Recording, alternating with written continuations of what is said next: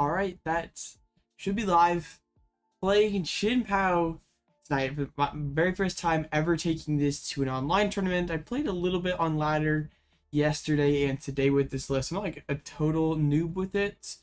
But this, either way, should be an interesting experience. First round, we are up against Kyogre Zamazenta, just the Raymond Long list from Peoria. I'm not playing your typical Chien-Pao list, though. I took some inspiration from the list that got top 32 in Peoria with the Rotom V Arven like Forest Seal package, like a bit more of a like aggro approach of I'm gonna get turn 2 Cross Cologne and knock out your Pokemon, and that will get me ahead in the game. I feel like that's like a really strong approach. Like you don't necessarily have the barrel to fall back on in the late game, but also if you get so far ahead in the early game, then that kind of offsets it a little bit. I think I am playing Kricketune V just because it's another Forest Seal on target and like kind of offsets the barrel loss a little bit. It still can get shut off by pass. That is kind of awkward. I'm playing Toon because I respect Mew. I'm gonna have to beat it at locals. So yeah, other than that, pretty much usual Chien-Pao suspects. Got the Arven just so I like the idea of having 6 broken supporters instead of just 4. So I had some pretty good luck with it on the ladder this morning. I got all the way up to a Great Ball rank. That's how I try hard I've been so far this ladder. It's hard to like balance the playing ladder and playing tournaments, but I was having a lot of fun with this Chien-Pao deck. I won like 7 or 8 games in a row, so it was a great time. I'm doing the late night tonight, King. Oh, nice. Well, happy birthday. Happy early birthday. Oh, thank you, Zed.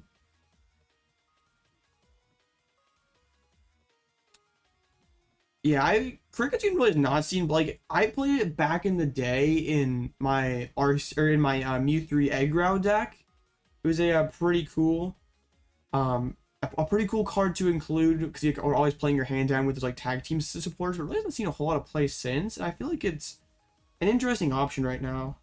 Ooh, nice.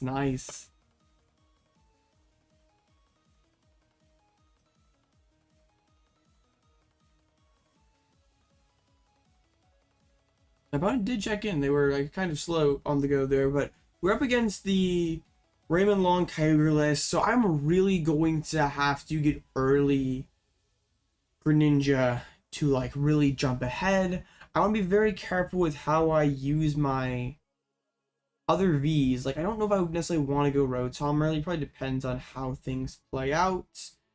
I don't have any Iono in this list, so I'm pretty much just along for the ride. Like if I set up slowly, if my opponent sets up quickly, I have 0 comeback potential here. I'm just like hoping that I'm just faster than them almost every time.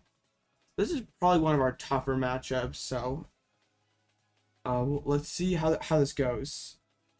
Nah, not in the US. Oh, is it? No, I have the right deck selected, right? I just want to make sure. I definitely did that the other day. We do. Okay.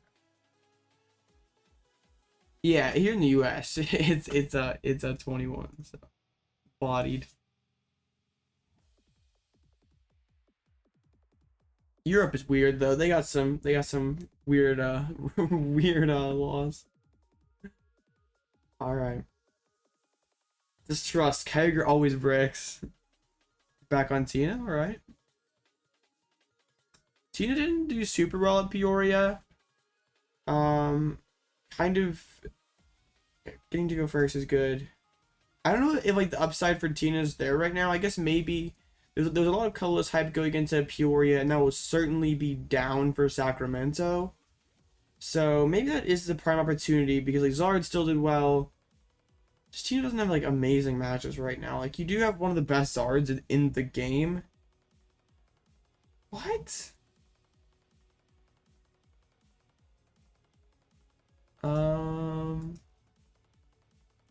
That sounds like, I mean, there are weird laws like that in the US, but like they're not enforced. I'm sure there's like probably YouTubes of like people actually testing to see like if they'll be enforced, but I find that incredibly hard to like believe that they're out here just like dropping the handcuffs on you for dropping ice cream. Alright. Opening Sableye. Okay. Irida's a nice top tick. I don't feel too worried about just having... Alright, we did not find VIP Pass, which is a little alarming. Well, I can understand that one a little bit more than the first thing you said. Why would you ever do that? Who would test that if if that was actually illegal or not? I mean, oh man, I'm actually pretty cool getting the artists on here. Like we have candy backs. Irida can find us. I think I'm going to Mew before the Irida just to have like more information here. Just because like, yeah, technically Irida is thinning out a water Pokemon. I mean, do what you want. If you are getting a custom playmat, I got my custom playmat from yourplaymat.com. Pretty would definitely recommend. Well, okay, we're not getting into politics here, but I'm not going anywhere. I'm not saying anything. Enough of the talk about laws.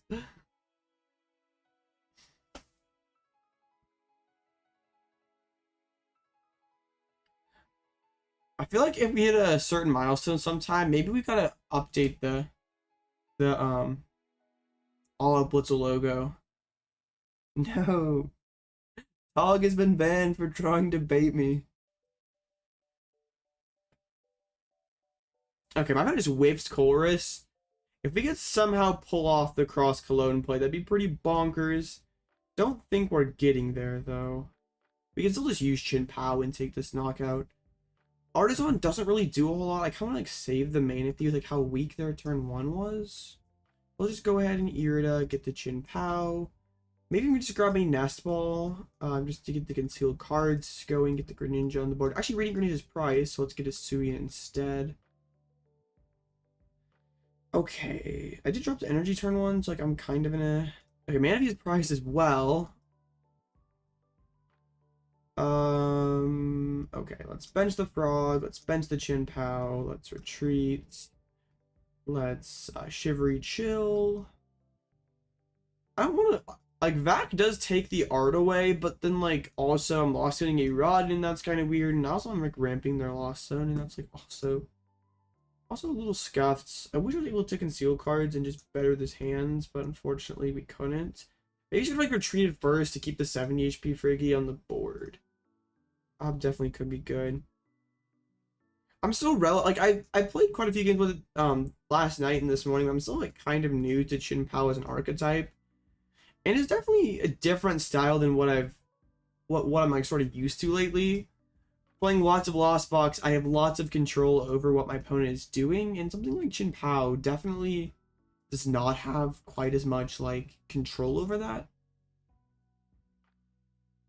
I'm cool like initiating the price trade with Chien-Pao. It is like sort of weird. They could go and pull a Zamazenta play off. We know their hand is weak, so I'm not like super scared about it right now. Honestly, going for triple Baxcalibur, like just attacking with backs, forcing them to get through a tanky single prizer could be good. Unfortunately, Zamazenta does live a Baxcalibur attack. Lost Setting Sableye is nice. Yeah, I don't. Yeah, that's probably even, I mean, adding another clunky card to a clunky deck is probably not going to help things too much. I probably chose the flower selecting before the Artisan, which I think is interesting, because like they don't really have a non-Rubox Pokemon that they want to see. Like they really want to get to Colress this turn, so I feel like losing their one of Cram, that means they're probably not doing anything this turn. It's still possible, but not terribly likely. There's a Pidgeot that can get them to the... Alright, maybe I'm wrong. They could... Alright, they're gonna force Seal for the Colress, get up to 5. So they need the Vacuum. They would need a pretty nuts hands to get there this turn. My hand's looking pretty weak, to be honest. Like, yeah, it's definitely a very fun deck. I'm playing like kind of a more spicy build here. Like 4. Oh, no. Hopefully my opponent cannot get there. Okay, they... Oh, wait, never mind. I was like, they're bench stock. No Zamazenta. But oh, wait. Pidgeot just yeets itself back in, so... Have the concealed cards. Would need to have a lot. They need a Switch, a Metal Energy, Gate, Zamazenta, as well as a Lost Vacuum. Vanishing Wings, so opening up the bench spots.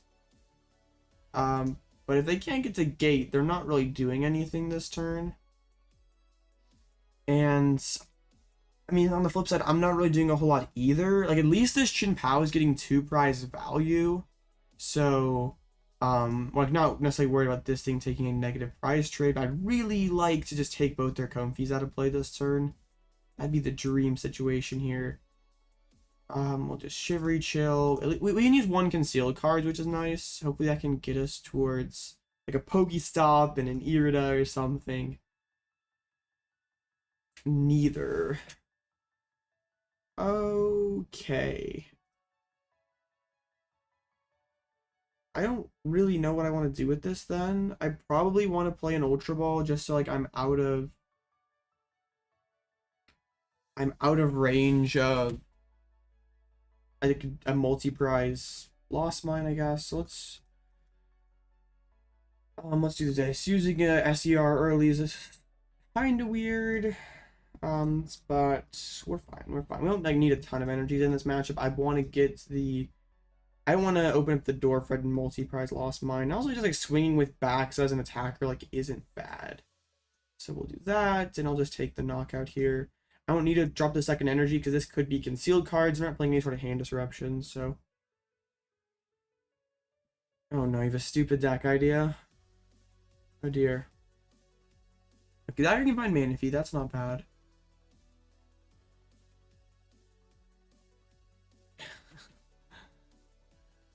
So my opponent's ideal turn is to use probably Zamazenta to take the knockout. They really can't get any sort of huge value anywhere else. I really would want to respond with a Radiant Greninja play soon. We're just like sort of low rolling a little bit here. Just not finding any of our PokéStops, any of our like really super strong cards. We'll have Mew next turn. We'll have the concealed cards. Like, I don't want to use a Chien-Pao again, though. There goes a Water Energy. Man, if I played Lost City, I could really do some serious damage. Oh, well, they got rid of their Lost Vacuum, so they couldn't have swung last turn anyway. I'm silly. Oh, true, Josh, true. What would I do without you guys in chat? I would never have any good deck ideas. That's pretty busted. Using Pidgeot for the FSS and then just sending it away. You'll love to see it. Also, my opponent hasn't had too rough of a go with the lost zones early on. You're like, I guess Cram and Sableye are awkward and Energy's awkward, but like, not like in the video I made about this deck, I was having some very, very annoying lost zones. My opponent just using the nest ball to check the deck is funny. I guess they already used Artisan to go ahead and find the Zamazenta. So I'm promoting Mew. I can't swing with the backs and take the knockout. Like that kind of sucks because of metal shields. Is he choosing to use a switch cards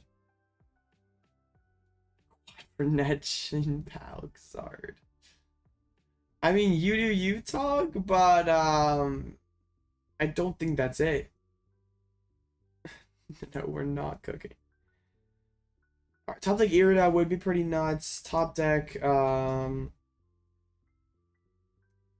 can I find one of my supporters? PokéStop, that is not very good at all. Let's use Heavy Ball and find Manaphy. I mean, I have good cards in the Lost Zone. Do I have anything I want to put onto the bench here? No, I do not. Do I want to just thin with the I think I want to like thin with the Mew first, honestly. Okay, I guess we did the SER. So can we find like Irida plus Cross Switcher? I mean, close. Do I just go Cologne Bax knockout? Probably. I think we do this actually. Not the conventional use of Canceling Cologne. But it definitely still works. We can use Canceling Cologne to shut off the Metal Shield ability. So let's go for the SER. And I'm gonna like save my Kyogre till the very end here. Like I don't want my opponent just to be able to knock it out. It doesn't mean we have to find our other Cologne off of the prize card. To get the Cologne crossplay off, but we have a strictly single prize board right now. I still don't want to bench Manaphy though. Like if they want to go Greninja, they're not taking a prize immediately, so yeah, that was pretty nice. Too bad I don't play Lost City. Like I know Jared Grimes has been playing that a lot in his Chien-Pao builds. Like at least at NAIC, Peoria, but I like still really like the PokéStop. Like of course PokéStop is just not here today. PokéStop is missing. It's like they're getting so much value out of this Artisan. Okay, there goes. Yeah, continuing the good flower selecting train here. Let's play moments. You guys are something else. Like they should, like if they just respond back into Zamazenta. No, this is the Raymond Long deck.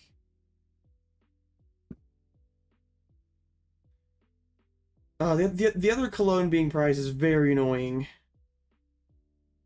This is definitely one of my tougher matchups. Like with the Zamazenta, like against regular Turbo, they have to pretty much match me 2 for 2 with my Chien-Paos. So like it's not that big of a deal to like attack with it early on. But like it's when they play the Zamazenta, it's like so much bigger of a headache. And they really haven't had like aside from that first turn where they really like the first 2 turns where they didn't attack, they haven't had things too rough. Like there's not like a crazy amount of super rods gone or gates or anything. Like they still have 3 gates at this point in the game. They still have all their rods, most of their switching cards. Echoing Order, something I was afraid of but didn't want to play around immediately. I'm playing like a much more like turbo style builds. With like Rotom and for Seal Stone and stuff. So I try to go really aggro into getting turn 2 Moonlight Shuriken. If you want to check out the list yourself, it's linked in the description. I'm like kind of basing it off of a list that got top 32 in Peoria. Okay, I forget what's the energy split in this deck? Okay, they play 4-4-3, so it doesn't even necessarily like have to use double rod. Wait, what? I'm for Moonlight Shuriken this turn. I feel like Zamazenta is so much better. Can I just drop down Manaphy? Like I'm probably gonna go Moonlight Shuriken 90 on both backs. But I just go Manaphy knockouts. I think I'm still fine. Like Kyogre can still do a lot of damage. I'm not sure if it's like totally better than like strict the turbo list that Grant Shen played at Peoria, but it still feels pretty good. Like when it pops off, I guess it's like kind of Chien-Pao in a nutshell. But like when it pops off, it feels like the best deck ever. But there's definitely games where you're like low rolling. It's like, how does anyone play this deck? I don't like this line for my opponent though. Like maybe you go 90-90 like KO Mew. What? Is bro like miss it? Oh, he has to I wonder if the other water is prized then? Why would you retreat before he's in concealed cards? Oh, bro is throwing. I think might still be fine. Have to like a cart double gate now. Actually, hasn't attached yet, right? So well, I mean, yeah, still is in an awkward position for sure.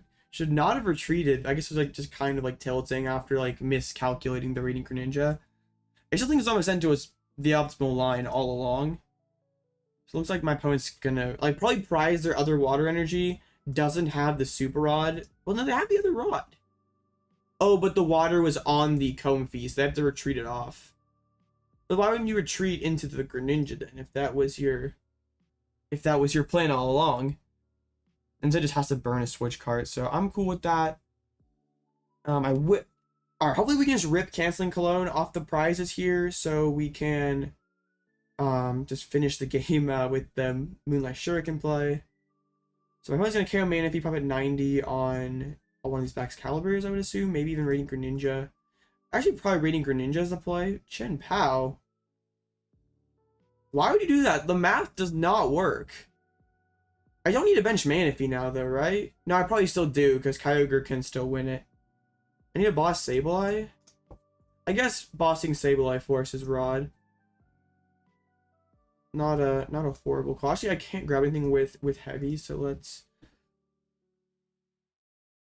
Still not really drawing good cards. Sorry, Friggy. Let's grab another switch. I grab a switcher.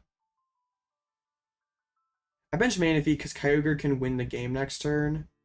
I have like Super Rod Art, so like I can still find good cards. Let me just thin the heavy real quick, just so we don't get sauced by that. And hopefully we find the Canceling Cologne off the prize so we can finish the game next turn. Hopefully. Alright, which one is it? Prize number 1 for sure. Let's go. Let's go. Alright. So my opponent can't win this turn since I benched Manaphy. Can use Roxanne on me. Probably their best play is to go Roxanne plus Zamazenta. Yeah, we've not seen that Roxanne anywhere yet. I would need to get quite a bit. I haven't even seen any of my Forest Seal stuff at all this game. I haven't seen a single PokéStop. So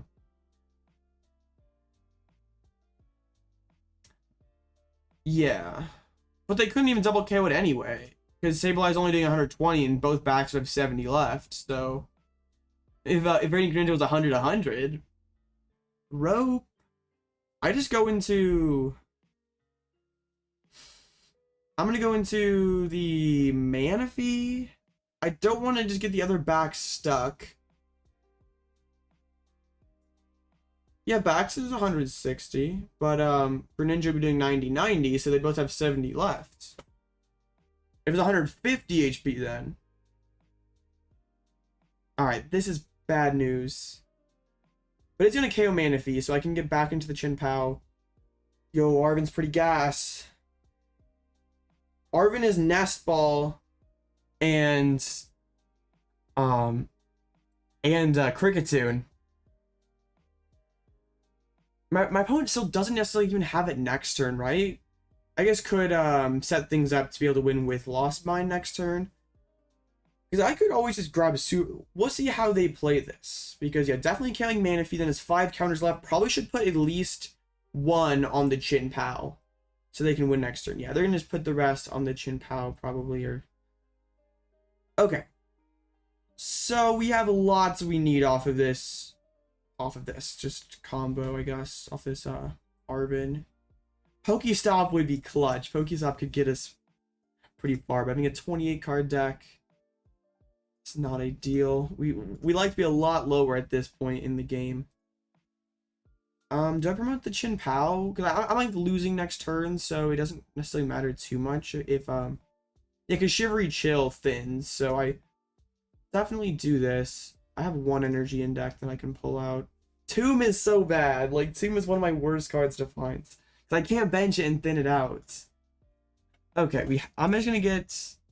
I can play Ultra Ball, right?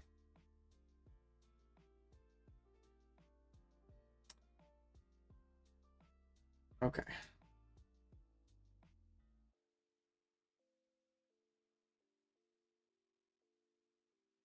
Oh, I definitely should have used Ninja first. You were. I mean, yeah, you're probably right. I am. Like, I'm probably always grabbing the same cards anyway, but yeah, you're right. Okay.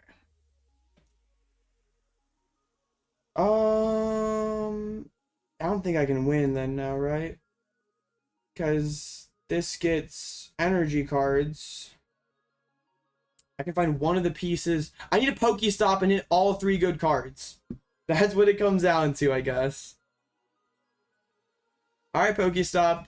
You have 1 mission. Canceling Cologne, double switcher. Easy, right? Easy. Let's thin out the Friggy. I should have done this first. I should have done this earlier. Alright. Here we go. Come on, PokéStop. You've 1 mission. Oh, so close! Oh, so close. Dang. We have to KO this Sableye and just hope that they don't have game. Yeah, that's kind of a stretch with, I guess, like if their last rod is prized or something, then maybe we're fine. Let's just go. I mean, I guess like Kyogre can finish it too. So, I'm just gonna retreat back into the Baxcalibur. Dang. That was so close. That Roxanne did him well. Maybe should have Greninja before the. Like, I'm probably still grabbing Crick, and I could have that could have been a throw. I don't know which gives me the better odds. I guess I'm like probably still always getting these 2 cards. I did see the Forest Seal Stone. Well, I mean, Arven's getting that regardless. But by taking those 3 cards out of the deck, I'm like more likely to hit. I still pretty much have to hit things perfectly anyway. Like, ideally, I hit stop off of the Frog or the Kricketune. If my opponent can get to the bottom and have all the pieces, they win. Or if they have, I guess, maybe. I did not. Bro, stop is correct. I guess I could have, like, not gone for stop. But still, my opponent has access to their entire deck, so I think the out is hope that Super Rod and Gator are their last 2 prizes, and we're like pretty sure they prize the water. But even if I get back Manaphy, Sableye is still game, right? So it doesn't really matter too much. Alright, they just put back in Sableye, so yeah, they have the Nest Ball, the Psychic Energy, and the Switch to finish it out. Dang, that definitely my toughest matchup. Just with the Zamazenta can just trade so much better with my guys than Dragonites. And no Iono in this list means they basically get to do whatever they want to do. So if I can't ever get to the Greninja play, like that's my big way to jump ahead. Also, that like Echoing Horn was pretty good. So, dang.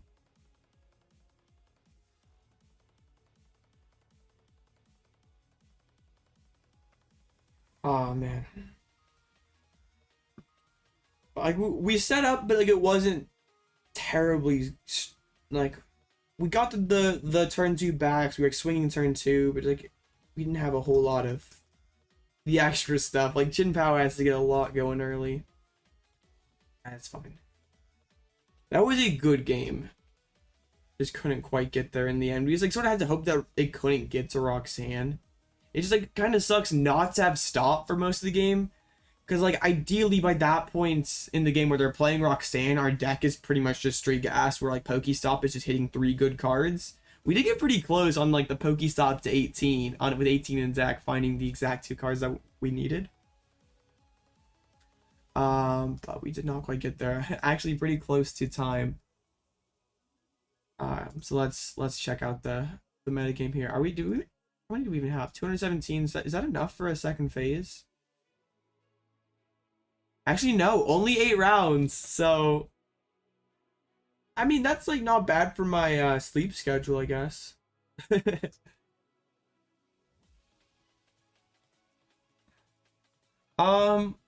Against Path Iono, ideally at that point we have a small enough deck to like stop back and like stop and back. Cause look at we also can just like hold for a Seal Stone for the end game to guarantee and find a piece.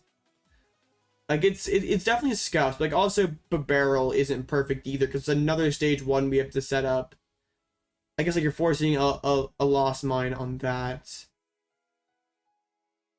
Hey Cap, nice to see you. I mean barrel is a good card. Like no one's gonna deny that. I just the idea here is I'm getting turned to Moonlight Shuriken. Kricketune been pretty clutch. Like it's sort of like diet but barrel. Like yeah, you're still getting shut off by path, but no turbo goo. The Krickatune's been decent. Like I don't think it's not like super cracked, but it's coming clutch in a couple spots. No, you sucked at Peoria. What'd you end up playing? 'Cause I know you were on turbo for like a while, but I don't know what you ended up on. Like playing the list this morning, it felt really good. Like the only games that I lost were ones that I threw or just straight up just did not draw anything. But yeah, Lost Box is our worst matchup. We kind of need to get insane Greninja value early on. To, like slow them down and jump ahead. We just like didn't have the pieces there, so I think it's like an interesting debate on whether we like go for Rotom earlier or not. Like we didn't have a single VIP pass. We didn't find PokéStop till we did Forest Seal for PokéStop, but we like straight did not draw into that card at all. I mean, it got second at anyway, or at not NAC, but Peoria. Like the deck is still good. You can't just like yeah, it's still a good deck. It is interesting to see a Lost Box build do well that's like not the typical turbo approach, like with the Zamazenta. Yeah, Owen played the Goodra.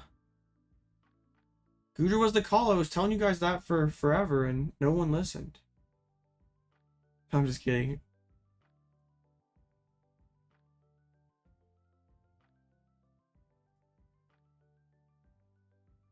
Yeah, I saw that. That was that's pretty cool.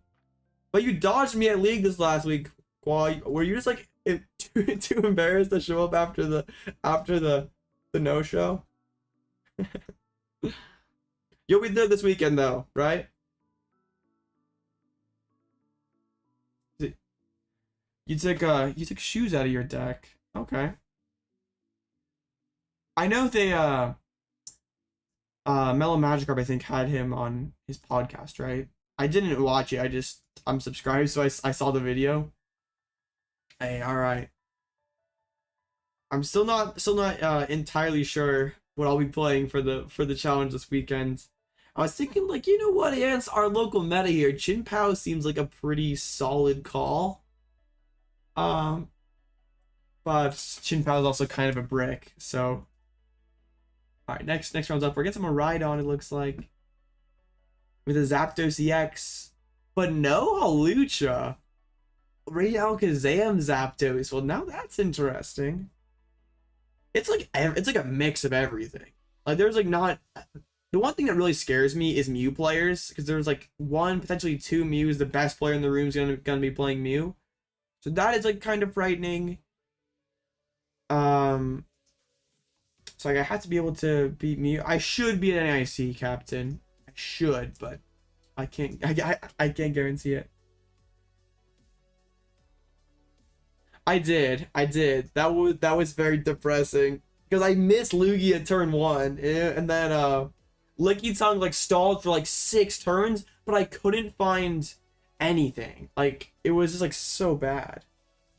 Man, all the locals in chat. What's up, Dom? You'll have to see it.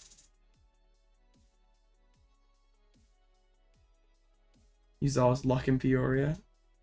Alakazam with LDV. Just hope they don't open keys, I guess. I didn't do great. I think I got like 11th or something. I can't remember. It wasn't amazing. I lost the win it into top 8, so not great, but it was fine. it was with Lugia. Oh, Lugia always seems to treat me well online. I just hate playing the deck in real life. Like, I just never draw hot with it in real life. So it's just like, well... Bro, Indy's such a ways away. There'll be rotation before then. Isn't Indy in, like, May?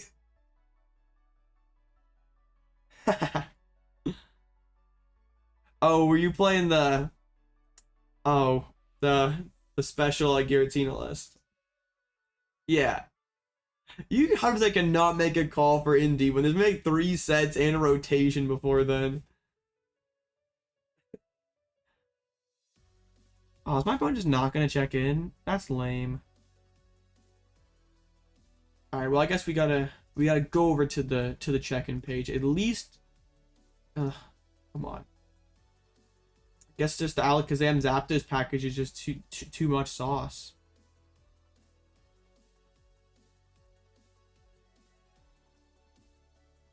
I think that's like a bad take. I would not play safe. I think honestly, colorless is not that bad. Like colorless is basically a coin flip into Miraidon against a good colorless pilot who draws optimally.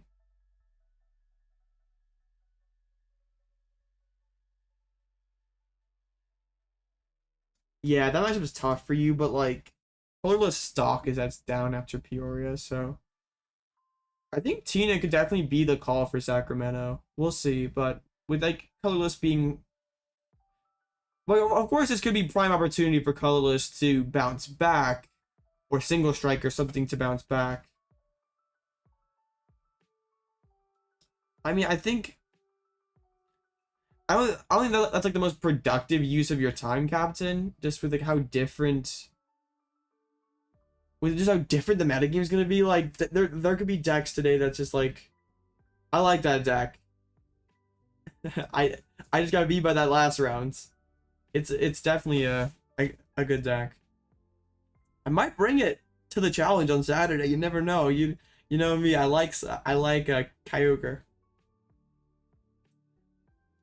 Dang, come on, opponent. Snow Show is so lame.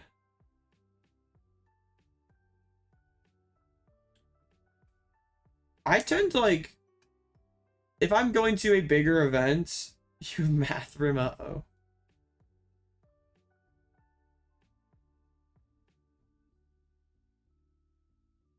I know, that's crazy.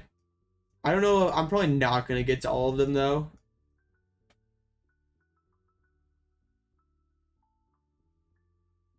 Well, that's kind of the thing, Casey, that like if everybody knew what the meta was, like no one, like there's definitely a lot of differing opinions, but like only one person, like what your expected metagame is like pretty reflects what deck you're going to play, and like no one ever like the whole room is never one exact deck. Everyone has different expected metagames, so that's why people end up on different things. So there's like never going to be like a unanimous opinion. It's always going to differ. Yeah, the list that won seniors. It was actually funny because the person commented on my community post and said that I actually inspired the seniors winning list, and I thought it was super cool. I still don't like the list. I still think my list is like, and then you come out and say your list is more consistent when I have 4 Ultra and a Fish. Like, no shot, bro. Like, no, it is not happening. All right, well, we have lots of time. So I guess since we didn't have a lot of time after last round, we can check at the metagame. Always one Dialga that's like popping off early. Oops, that's not the right tab. DT doing well. The Goo. Actually, yeah, let's look at Goodra. Wait, what? There's no Lost Goo in this tourney? That's kind of crazy. There's like a regular Goodra. What? A quad Goodra deck. Plasma Freeze Ultra. spending, no. He seriously spends his winnings on Plasma Ultras. Oh. Well, I guess good for him. But that's not what I would have done with it.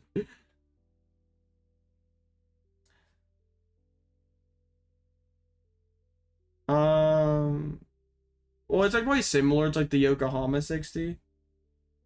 Yeah, watch a bit double sleeved and pile shuffle. Like, oh man. I know, no problem, Captain. Oh, it's okay. I totally get that. Yeah, I'm totally just gonna like riffle Devin's deck a couple times. Triple top loaders. What? No, he's gonna get them all PSA graded. I have a PSA graded deck. Pile shuffling a PSA graded deck.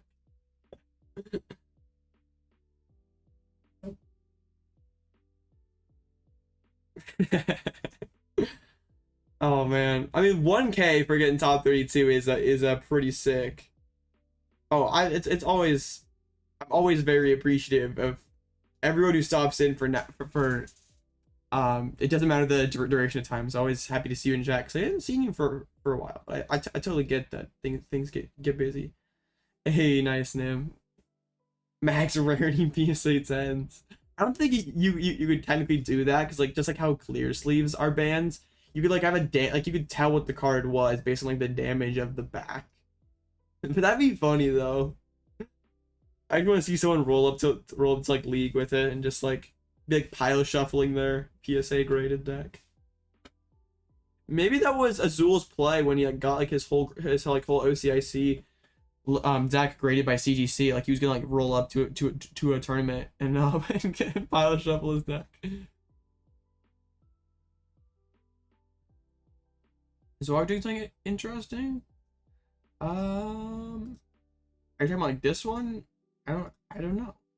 Doesn't look like anything too spicy. Looks pretty typical.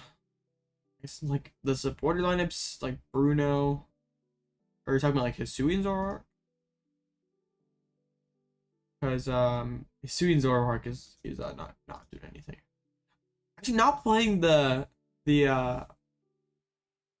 Dodrio is interesting. Okay, I have a very important question, guys. Psychic type, that was the baby Hisuian Zoroark. I have a very important question. Actually, wait, I can just do it on this tab. What is the optimal rare candy artwork? Because if I'm gonna play if I'm going to play this for like a IRL, what candy art's optimal? Because I like Pokemon Go art. I like obviously the gold ones are off the table. I don't own those. I like Primal Clash too. I like the silver border. The silver border is so clean. No, I just searched rare. Get out of here. But like I don't like the art of this. Like the Scarlet Violet's kind of I would like to have a Hawlucha and a Clara in there, Dom. I'm like not a huge Roxanne person, like, and I think like you kind of have to, if you're playing Hawlucha and like PokéStop in the same list, you probably have to play Clara. I think you probably can like put a Clara, rocks for Clara, and then like a recycler for a Hawlucha, because like you really only need one recycler to pull off that one Kyogre play, and you like the Clara still to like still have like you're not gonna miss the recovery option too much. It doesn't mean like you always have to keep recycler, but you're also not using. Yeah, it's just like very situational, like to have like keep that one of for the right moment. Like it does come in clutch in some spots. It's just like I feel like Hawlucha is just better for those mirrors, and even just like being able to put 60 on a Manaphy, and then this Hawlucha at next turn, and then like give him no chance to rebench it is like super good. I'm like leaning towards the Pokemon Go one, Primal Clash, but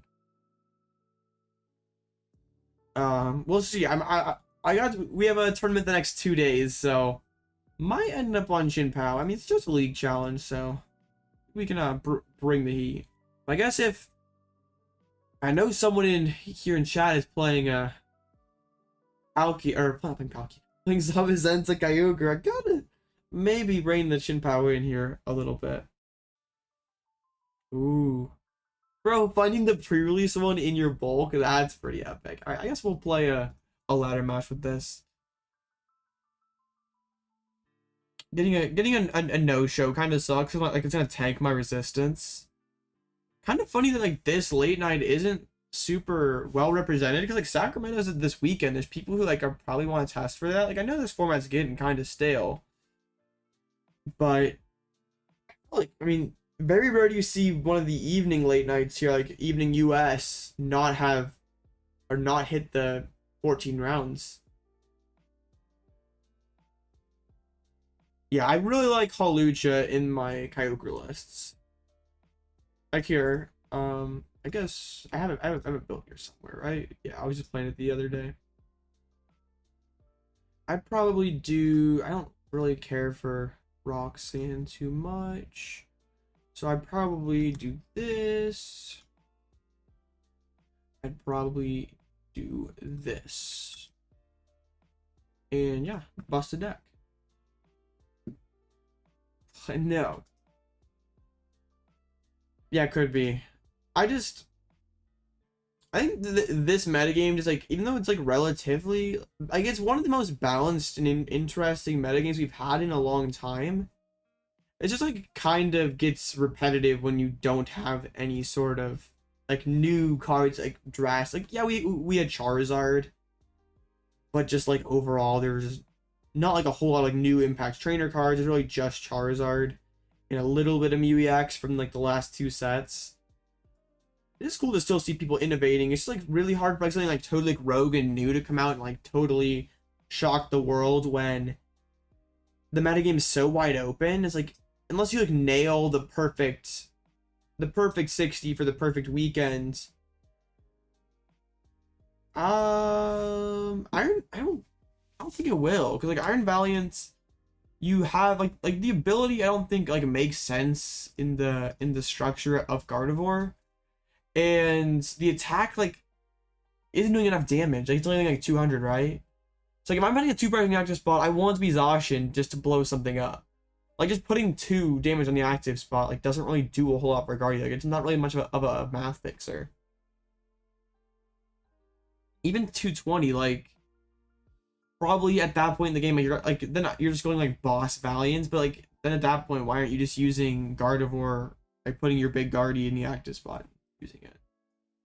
Probably not worth the spot. At least just that's my personal opinion. Like without having ever played it, kind of sucks that it's like a month until Paradox. I'm ready for some new stuff.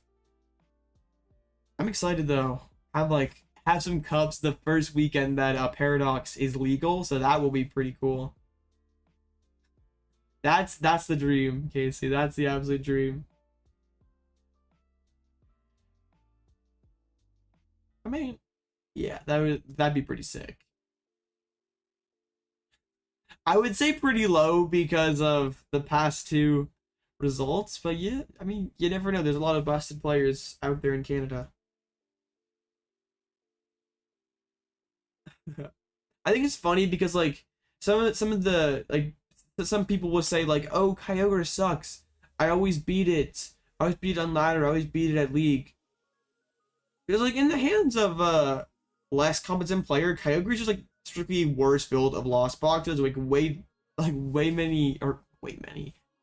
more bad cards. Like in the hands of like a noob, they're not gonna know how to use those cards correctly. So like people come up and say like, oh yeah, Kyogre sucks, I always beat it. But like against a good Kyogre player, there's really not any deck, except for like maybe Rapid Strike, that you're like instantly out of the game with. Pre-release. I'm like not a huge pre-release guy. But I mean that's cool. I mean they're fun. It's a good time. It's like not the most efficient way to get cards, you know. Like I think personally that like Tina does take a decent skill ceiling. Like Kyogre is definitely a higher level than that.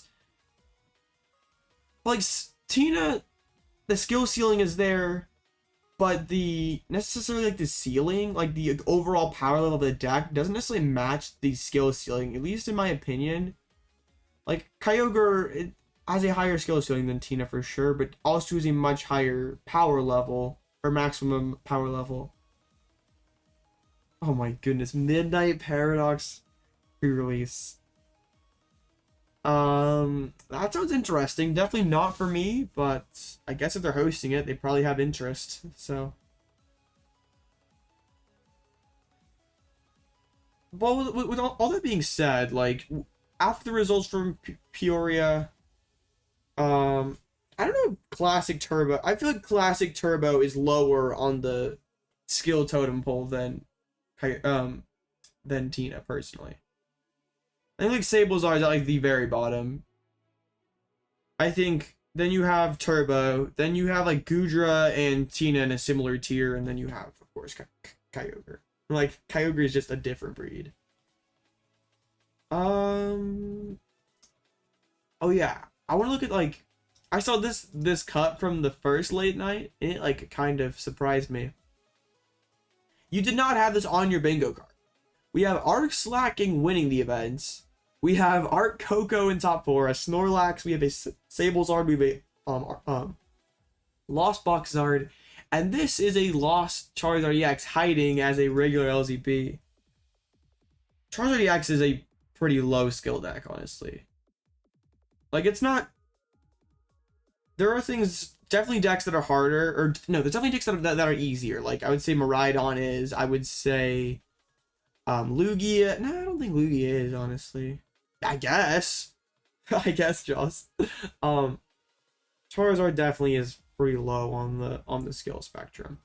I guess like this is like harder to play because you got a lot more options and stuff. Like I don't really hate the matchup spread for this deck. It's just kind of inconsistent, so not really.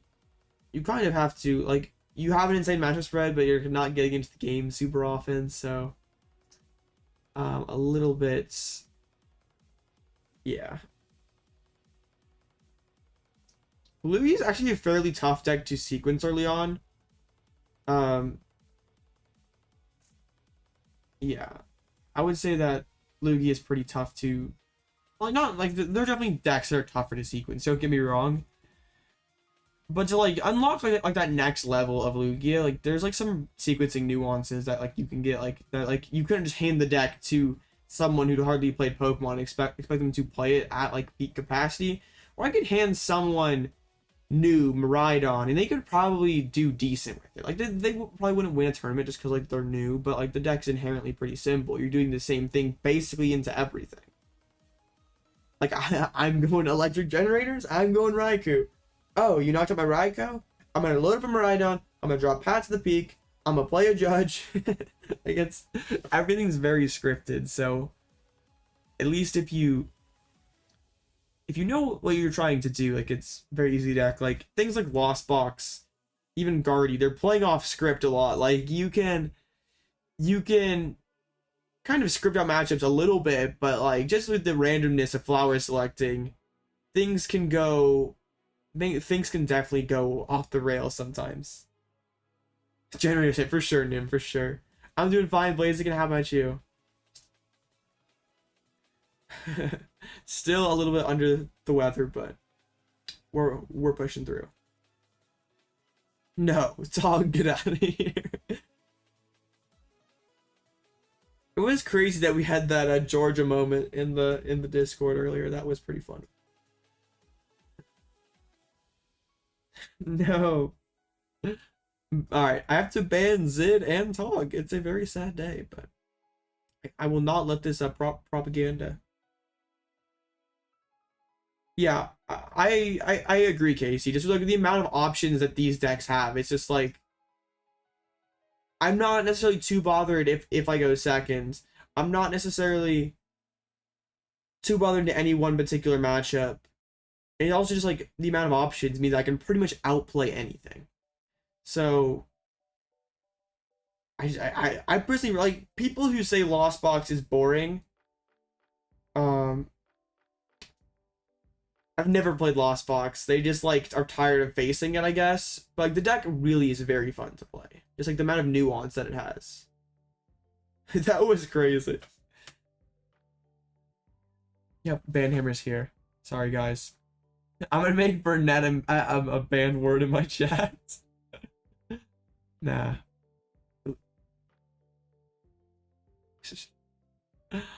Oh no.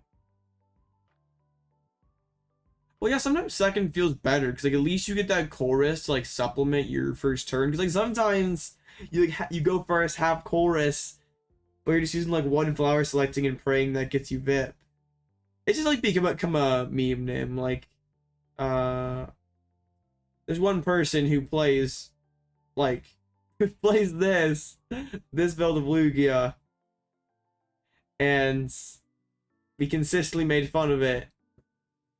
And look where we are now. Colorless Lugia leaderboards. This used to be my list here. I was like dominating on here. Now I'm like, oh, below 2 quad Burnett's hurts my heart. Like even getting the dub out of 106 is not enough because Burnett got the dub out of 117 or 117. Oh yeah, we'll get there eventually.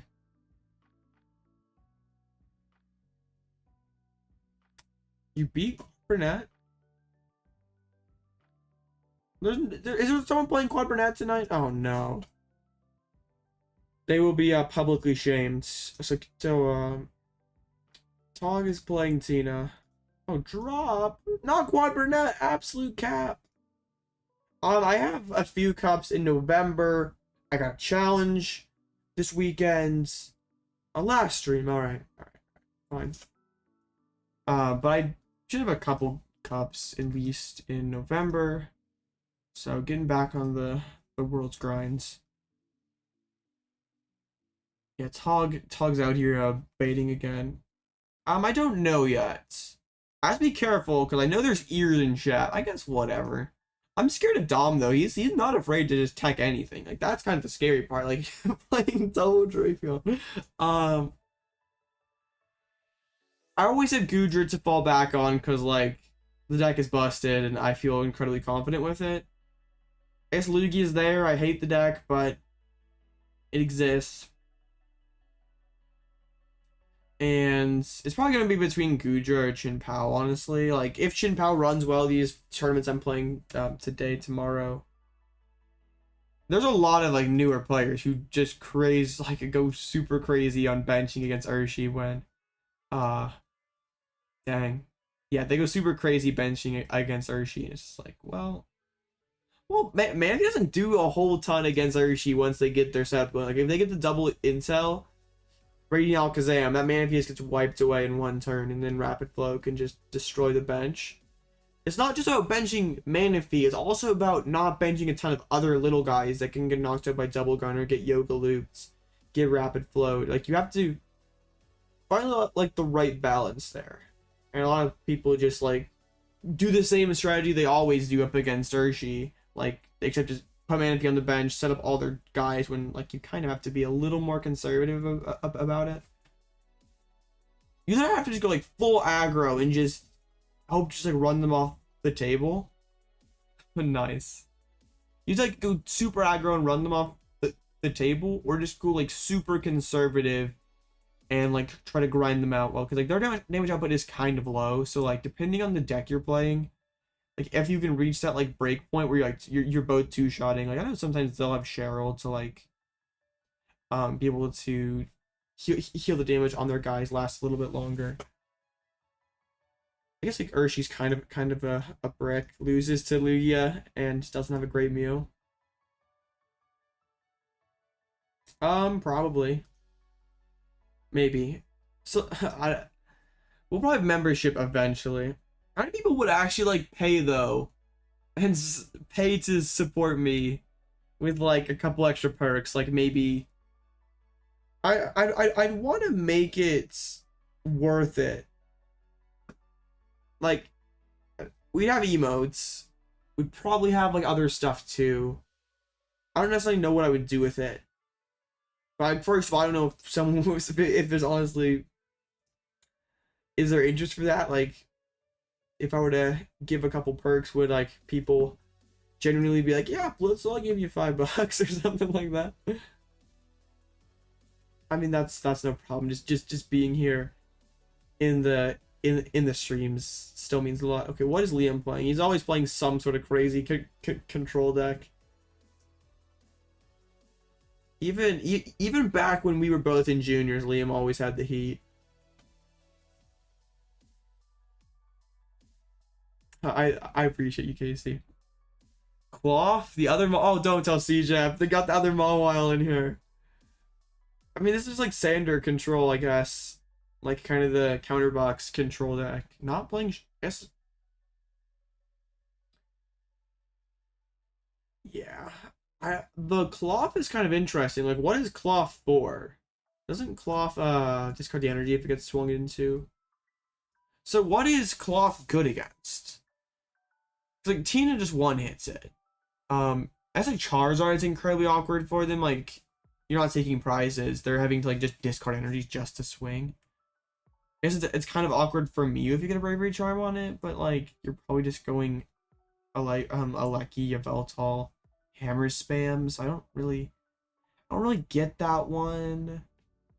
Yeah, I don't know about Cloth, honestly. Like, it's cool against Arceus decks, but Arceus doesn't exist. Miraidon doesn't care. Lost Box doesn't really care. So yeah.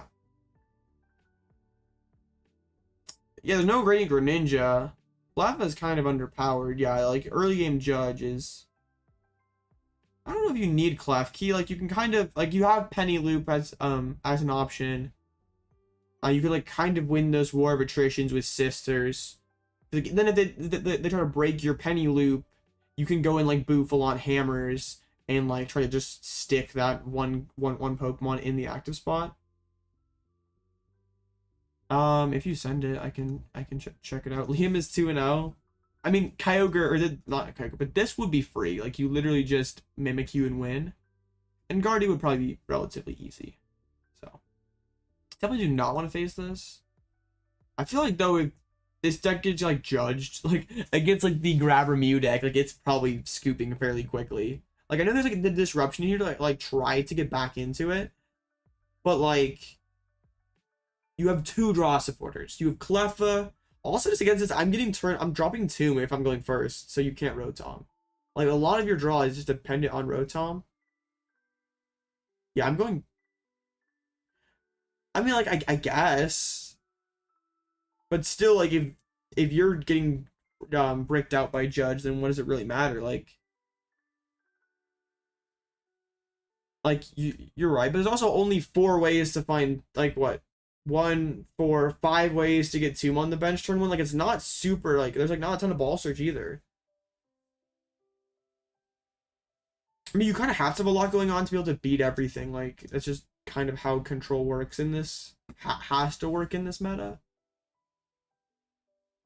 Yeah, and I feel like Mew, like, you probably, maybe, I guess you still have like Yveltal and Hammers and stuff, so like, yeah, it kind of just degenerates into, well, Penny Loop is like how you beat a lot of Lost Box decks. Like, you Sisters spam early, then like if they go just like straight Sableye or go Sableye plus, if like they try to just like cram spam into you, then just having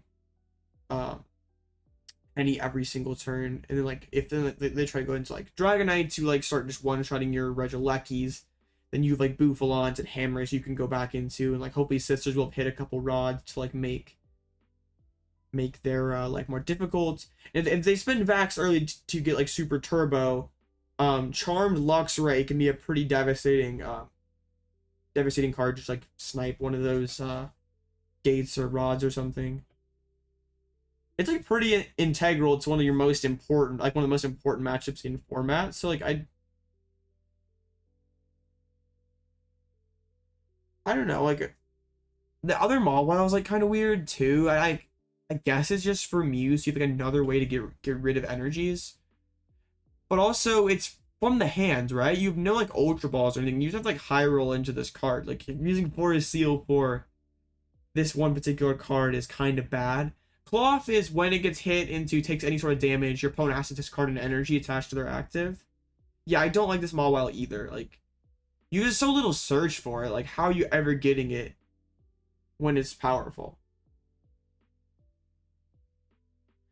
I assume Charizard to like grind down their resources quicker, because like just hitting 180 into the cloth is like awful. Like eventually they're gonna like run low on resources.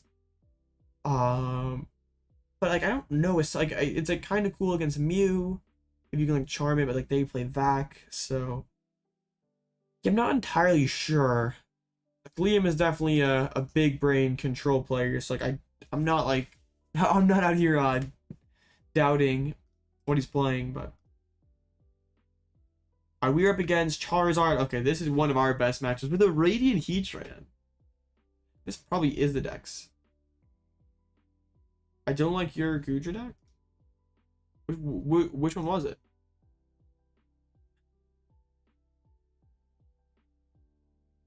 Was it the Goodra without Lost Box?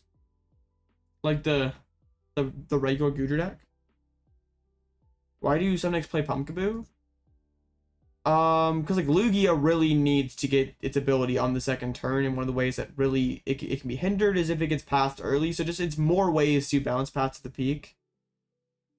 I'm just not really a fan of that list, just because it's almost too linear. Where there are some matches where Goodra just gonna be straight up useless, and like Chien-Pao Tina, just like having a straight Goodra approach, just like it's gonna be pretty good some of the time. Like you don't have all the extra single prizers like that they can go around, but also it's going to be like, okay, I just Requiem the first one, lost impact. Like it's gonna have its difficulties. I didn't take too close of a look at it either to like the engine. Like I assume it's by Melanie or something like that, which like also is like kind of interesting as well. I think if Goodra's being successful right now, it's like not with Arc, not by itself. It's alongside the Lost Zone engine to like give it more attacking options for where Goodra falls short, because Goodra's not, it is an incredibly powerful attacker in this particular metagame, but it's like not, it can't just totally carry like it used to be able to. There's multiple decks that can one-shot it fairly easily. So I don't really want to be scooping to like Chien-Pao to Teen, and also like with that list, like early aggression from Miraidon's probably gonna be super challenging. I just like having the more options that Lost Box offers. Like Summon is like one of the best attackers in the game. I've been saying that for a bit with Goodra, and then we see Raymond take down Peoria with it, and it's just like, yeah, Summon is pretty good. Oh no, recreating it. Okay. They're playing bad Pidgey too. Let's get a Friggy. Oops, not that. We'll get Friggy and Frog. Let's check we prized a Baxcalibur. We prized none of the Cross Cologne package. Prized an FSS.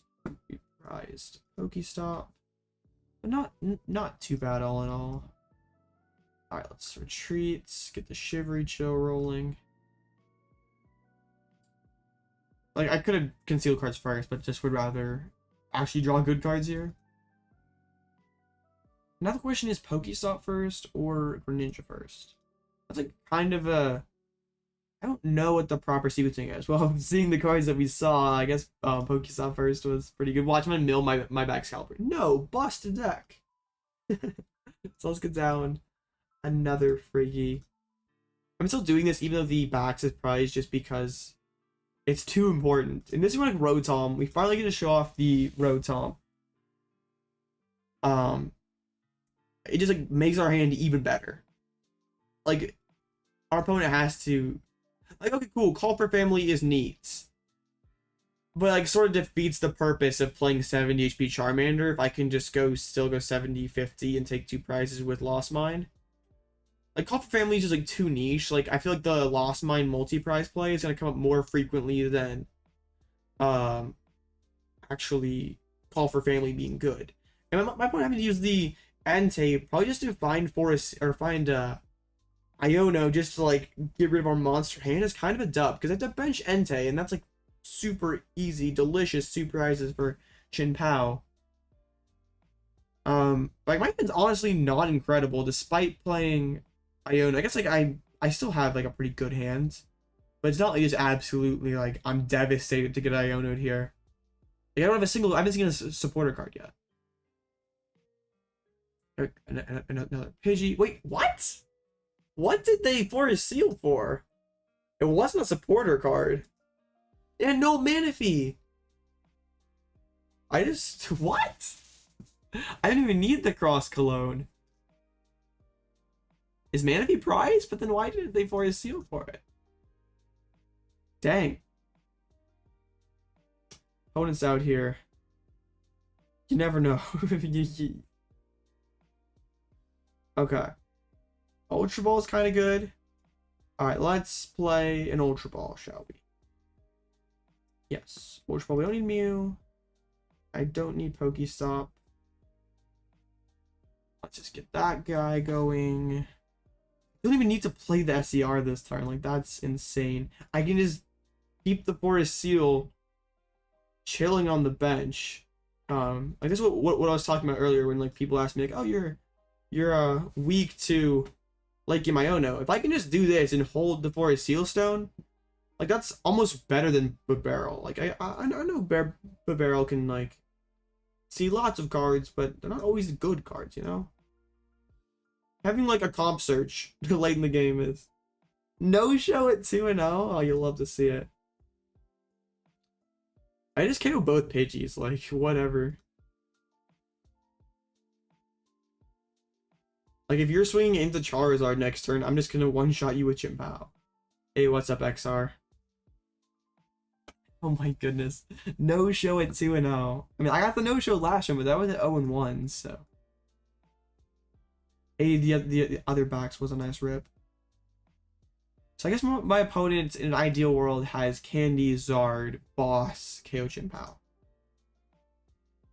Like, even that is sort of like not amazing. Yeah, I saw that in the Discord. That is insane. They didn't want this. Turbo can win if like the Urshifu player like kind of misses a beat early and they can go like Dragonite into Raikou. It's kind of funny for a moment when the Turbo players were playing Sky Seal for the matchup. They were like so worried about Urshifu that they were playing Sky Seal. Alright. My opponent takes this one prize, but then Chien-Pao just comes in. We need to have we just need to find like a Super Rod or a Mew EX. I don't really care. Like you copy Moonlight Shuriken. Okay. I still have Forest Seal, so I'm guaranteed to take this knock. Escape Rope? I'll just go into the other Friggy. Like, go ahead and KO it with Inferno Rain. I'm gonna keep the Frog, gonna keep the energy. I just get down another... And now I have guaranteed knockout. Like, that's kind of dope. So I do have to get down a backup Frigibax. Just so we don't get sauced by a boss next turn. So let's just go ahead and press this. We should have one energy left in deck. Alright, so we have the knockout guaranteed. So that's awesome. I don't even need Canceling Cologne at this point. I maybe even could use Radiant Greninja again, honestly. And just KO both the Charmanders. Nah, I'm just gonna KO the Zard. Let's hit PokéStop. I don't want to use the Forest Seal if I can afford to. Oh, that's so bad. I milled my other Friggy. But like, okay, what are the odds that they have Candy, Boss in that hands? I'm gonna say next to 0, right? Like, I guess maybe Moonlight would have been like a little more energy efficient. And but then they like, yeah, I'm gonna keep the Forest Seal Stone. At least 0. All right, thanks. So dumping all these energies. Could get a little dicey though if they somehow have that insane combo. Well, without Pidgeot, without FSS, like really, are you actually hitting that? We found we find the Kricketune. Like stop isn't really helping them out. Sent the list. All right, we'll check it out afterwards. PokéStop. Yes, the switch. Milling the Zard as well. I love it when PokéStop reads for me like draw 3 item cards, and for my opponent it reads discard the top, mill the top 3 cards of your deck. All right, so they can't. Well, maybe I guess they could restart into it. But why wouldn't you have played Ultra Ball first if you? Oh no, has the fish. Oh, what are they like going for? Like they have like Candy in hands or Zard in hands? Okay, they're not. Kricketune? Kricketune is another Forest Seal target, like so we don't just have Rotom. And it's Diet Barrel. Yeah, it can shut off by Path, but it can hold a Forest Seal. It can draw us more cards. We like Kricketune around here. What's not like about a bug with a mustache? Like honestly, how could you have a negative thing to say about this guy? Alright. Hit the Candy Zard some. Oh wait, had Arven. I was like, okay, hold up. Bro drops the switchers to KO backs. That'd be funny. But we're basically guaranteed. Like we just need to somehow find. We find a Super Rod, or find a SER. So we're fine. Arven does the trick, so let's just get the SER. Then we can. Don't press instant charge, James, you idiot. Okay, let's just get another SER, and we can just dump everything. Poor Kricketune, sorry, buddy. Today you're just superior fodder. I like this matchup with Chien-Pao because it's just so brainless. Like I'm just, as long as I set up, I should win it almost every time. Do I go for the flex? The 8 energy Hailblade? Okay, nah. A Palkia. Charizard with no Palkia. Alright. What's up, John? Alright, boom. Alright. That's good, because that first round was way too much thinking. So, nice to see. Nice to just get an easy one there. Poor Burnett, and I win, and Burnett and Chien-Pao absolutely trolling. Burnett is doing nothing in Chien-Pao. Guess they say thinning is winning, so maybe I'm wrong. And that was quick. I have the one that Rowan played at Peoria. I think that's a pretty smart tack, honestly. Like having it to make your Charizard matchup better, like that seems really good. I feel like you probably should be playing it, honestly. Got a Burnett the Kricketune. Joss has got it here. Alright, let me see if I want to be checking out Tog's Kyogre list or not. Do I?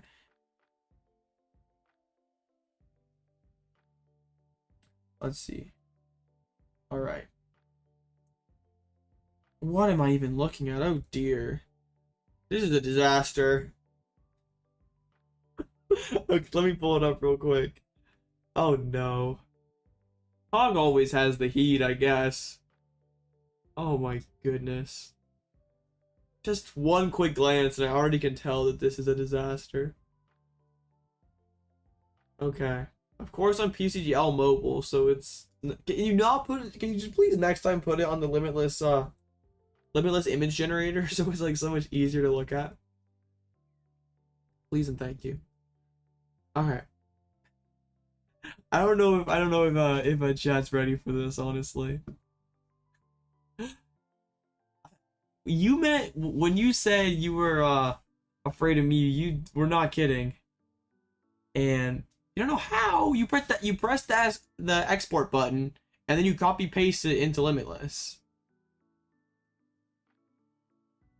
But like looking at this, Kyogre should already be beating Mew with Aqua Storm, and bro is playing Moltres and Drapion. I don't care if it was 5 months ago. 2 Bravery Charms, like not even FSS. Like you have 2 triple back, but no more seal. Your locals, I hope if you're playing this list, your locals is like 90% Mew. But still has the Raikou in here because, like, don't want to lose to Lugia, I guess. Still has Snorlax. Looks like a pile. Cross. Oh, I didn't even see Switchers. What are you doing here, Cross Switchers? Playing no Hisuian to find your ogre. This is, oh man, my eyes. This hurts. Hey, this must have been pre-Super Rod, huh? Sky Seal for sure. Sky Seal carries. And don't forget 4 Spiritomb while you're at it. This is special. That's this is like a Scarlet and Violet Arrow one, I guess. Oh man, this is a very special list, Tog. I guess that's the best thing I got for it. Tog always has the heat. Should be playing block left. For sure. Dang, Urshi carrying tonight. I guess when you just face no Mew, or okay, you're 0-3 against Mew. That's like 4 of your losses are just Mew, and the other one is a miss round. Like literally, if you just remove Mew, the deck is undefeated. That is wild. Rapid Strike is honestly like if I were going to going to Sacramento, I would probably like I think Rapid Strike's in a pretty interesting spot because like Lugia's stock is down, like Mew's stock is up, but Mew is like definitely a more winnable matchup than Lugia. Lugia is like very, very tough. Like Mew, you can just like kind of like tomb and pray, especially like people like net decking Rowan, and like those DT lists are pretty suspect into early tomb. Like they don't have the fusion energies, they don't have like Ice Cube. So only 2 fusion Mews, like that is, and they're like kind of struggling a little bit. Pretty impressive, honestly. The block lax win rate though, that's what I'm talking about. How are these arc piles winning? Oh no, what is Katron playing? I mean, I didn't even have to without even looking, Katron has the heat.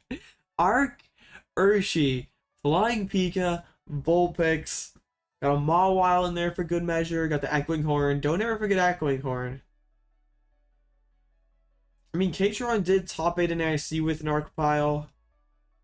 This most certainly qualifies as an arc pile. Oh dear.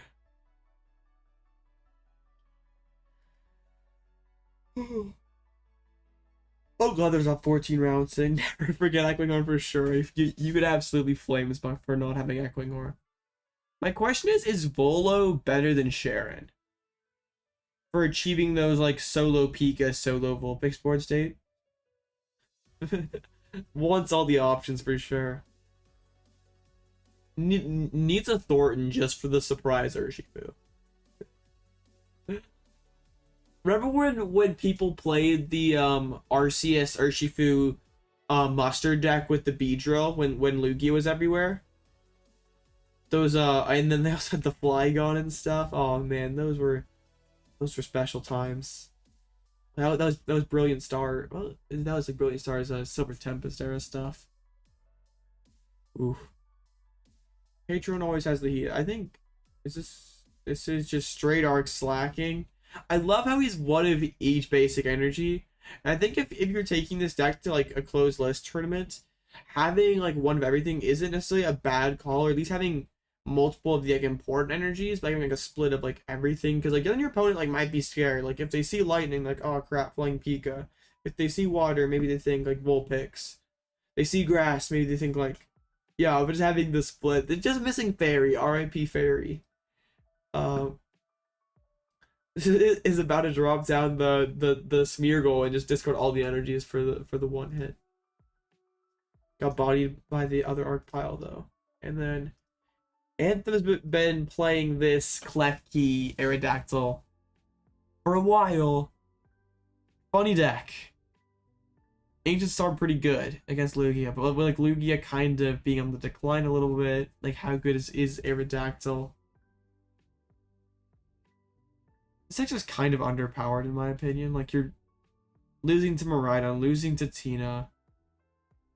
Like you can't be that good into Zard. You really can't be that good into Guardy. Like you're beating Lugia if you go first, so you still have a 50-50 at best. You're probably losing to Chien-Pao. You're just like kind of like praying a lot of the time that like Klefki or Judge Path like really does a lot of damage. Like I guess you're playing Box, like hopefully fix some stuff. But if you're relying on Box or Disaster to fix your deck's issues, I feel like then you kind of need to reevaluate things. It's a funny deck. Like Arceus is just kind of in a weak spot right now. Like the best placing Arc deck in Peoria was like an Arctura. It was like a classic like old Arctura, like just Arceus, just Dura. Like it was pretty interesting. I think I got like top 32. There was also an Arctura Vulpix that did decently. It was like 801 going into day 2, but then kind of struggled in the second day. I love how like Arctina like has a higher usage rate than Single Strike. I mean, I would assume if he's not chatting, he's probably not here. I guess XR. I feel like I say this like every stream about how like underpowered Arc is, but like people still play it. Like I know Arceus is a fun card. There's a lot you can do with it, a lot of different ways you can run it. But like at some point you have to admit that it's like kind of underpowered, right? I guess like I'm just not the type of person who I'm not just the type of person just to play a deck because at least like seriously like at a bigger tournament like play a deck just because I like it. I know other people like take these more casually than I do, and that's fine. Oh, the Dialga's 1-1, tragic. 2-1 though. Dialga's busted. Dialga's is the deck we're looking for. Superior? Why not? Oh, I actually almost lost to this person one time. That was funny. I was playing Tina. Yeah, Scarada, Torterra, all sorts of crazy stuff. And 2-0. Here's another Arceus deck. This one just with like the straight Iron Hands EX. Oh man. That's pretty funny. Beat Iron Hands. That's impressive. I thought Iron Hands was gonna beat everything. So pretty cool to see Iron Hands already losing. This approach is interesting, but sometimes Vulpix is gonna fall short. And this being like a regular Arceus deck is just like kind of bad. And once again, is Sharon's Care always better than Volo? I guess like Sharon can like pick up Biddy or can pick up the barrel sometimes. Still 7 minutes XR. We got time. What other crazy decks do we have doing well? Snorlax.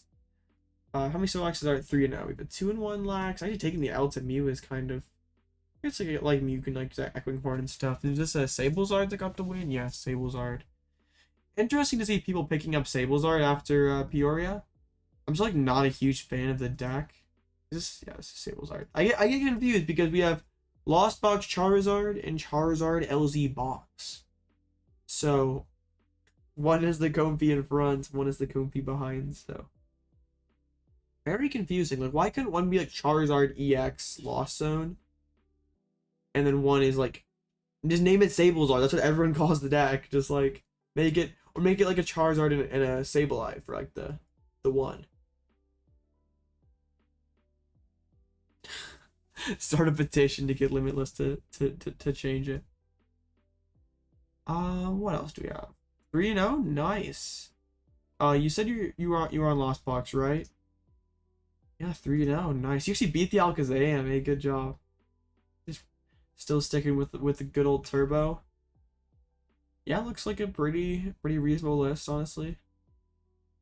Nothing really too crazy, and that's fine. Turbo just still a pretty solid deck.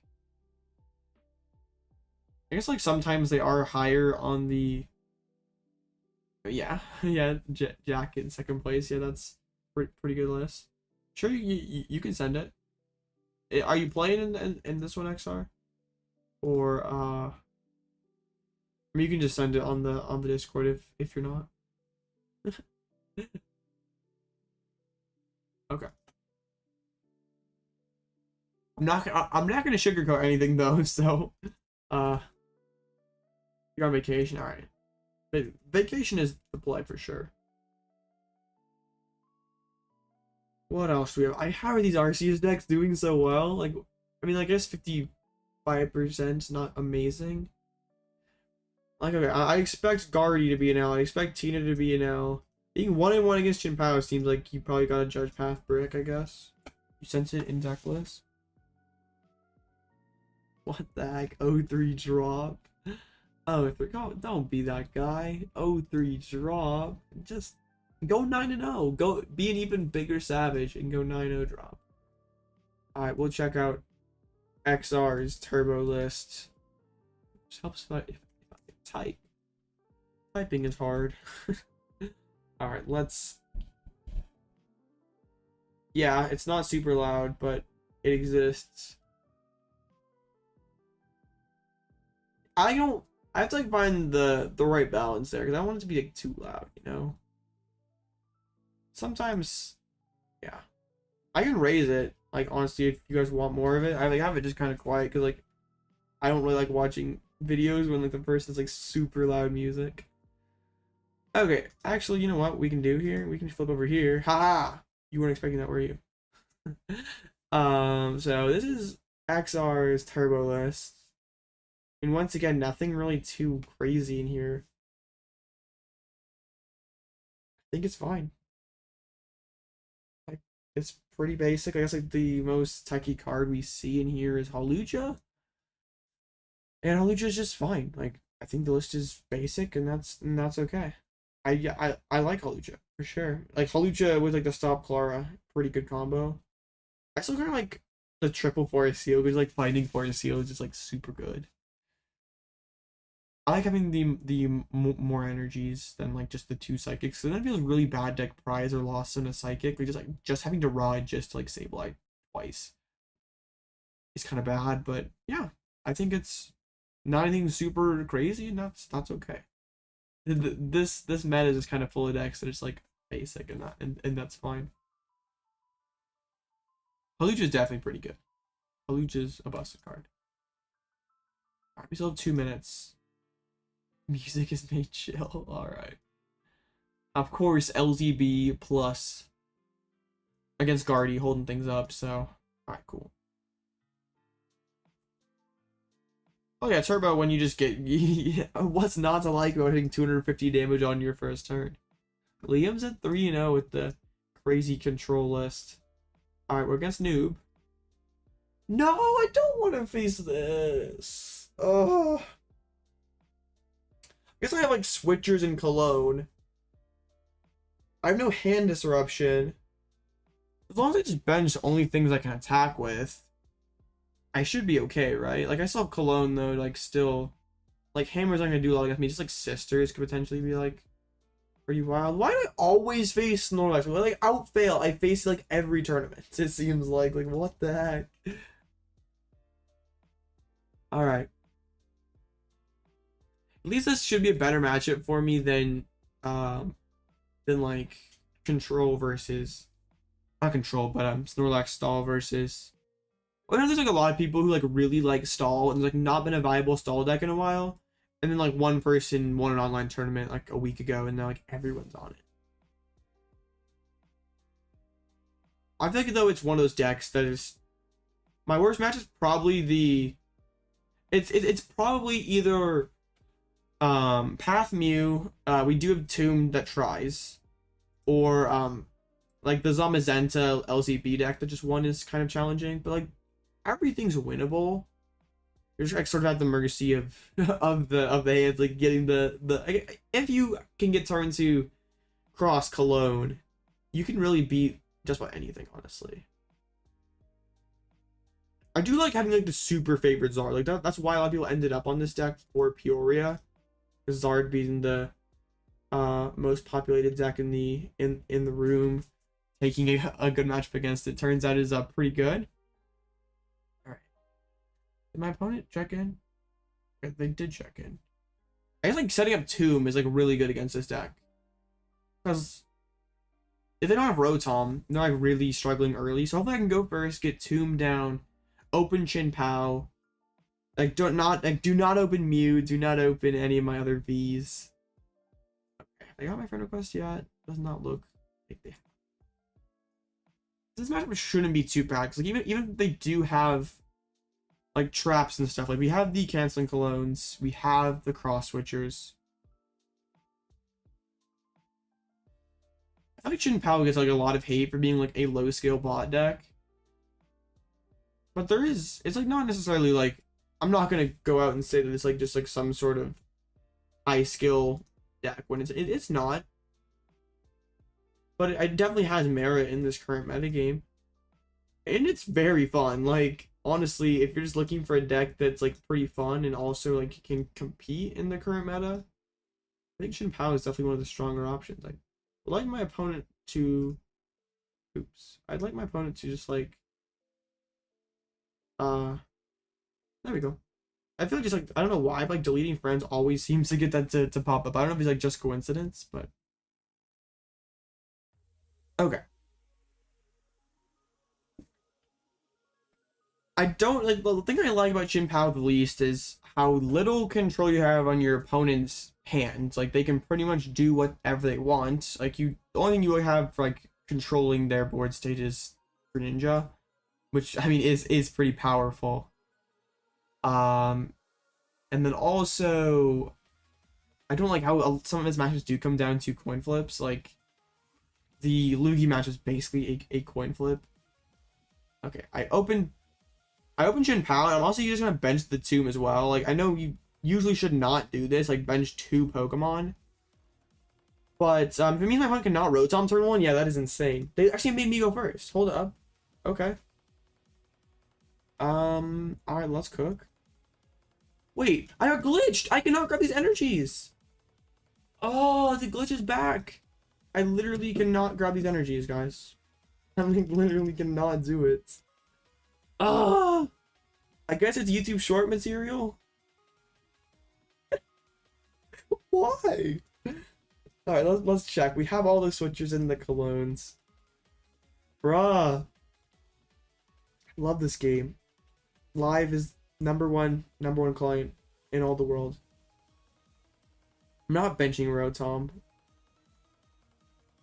What if I like filled my entire bench? How bad is that? Just being like, I bench Frigibax, I bench other Chien-Pao. So they can't do like an Erica, because like Erica is so annoying. Like I think we do it. Like we're already in such a pretty advantageous position. I'm gonna attach the energy because like hopefully I'm able to use Shivery Chill next turn and actually grab energies. Like that'd be a dub. Maybe should we just use Lost Vacuum to take the PokéStop away from them? How do you beat Chien-Pao? Just go like you can trade 2 for 2 early with your Dragonites. Like you never Roxanne in your list. You can't go like KO Sableye Roxanne or KO Barrel Roxanne.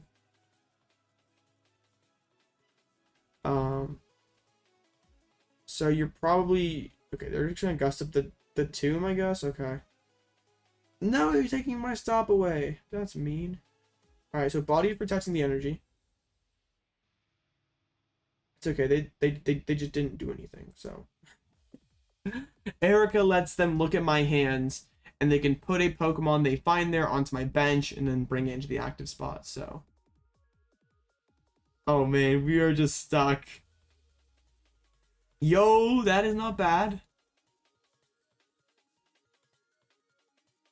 Okay, please work. Don't do me like this, Shivery Chill. Thank you. I did actually, how many energies did I prize? There was 4 in deck. I prized like 3 energies or something. That is a bit ridiculous. And I find I like kind of don't want to give my opponent PokéStop. Like I know how much they're struggling, so I'm just gonna sit here. Like bro doesn't have too much going on. Peonia, like that's just when you ever need like Peonia early like this with like relatively small hands. Times are tough. Tomb is really good against Snorlax. Just cutting off that Rotom is just super good. And also just how our bench is built. Okay, I'll do that next time, XR. I was unaware that was a potential workaround. Okay, we get all the energy out of the deck. But thank you for telling me. I probably shouldn't have attached that first, but I will. I'm in candies, but like not. I'm still not giving you PokéStop. Like I'm not gonna help you get gear and help you set up. The next turn I can SER. Okay, there's the Arven. So at least can find another Snorlax. Oh, actually going to use Cross Switchers and pull up my Tomb again. I still have like so many ways to like break the block lock though, so I don't really care too much. Do I play Ultra Ball? Yes, I do. I just can't find any of them. I just don't want to give my opponent stop. There we go. Like I feel like I can just like slowly get there. It's like not. We can just get the Cologne. Like I feel like that's one of the biggest mistakes people commonly make against stall decks is they're just like too aggressive. They're just like, you don't have to just slam down every single card, you know? Yeah, I'll get rid of stop. I don't care.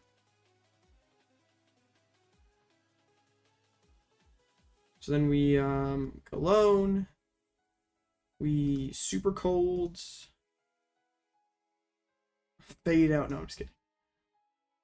Okay. Are they playing any sort of hand disruption? No, so I can just hold the energies. Like no one, no one cares too much. Okay, let's just retreat. I'll use the Lost Vacuum just to conserve an energy. I can send Rotom to the Lost Zone, which is not a bad thing. They already used the Seal Stone, right? Yeah, so we can't just take that away. I would definitely do that though if my opponent hadn't used FSS, like just like body them with that.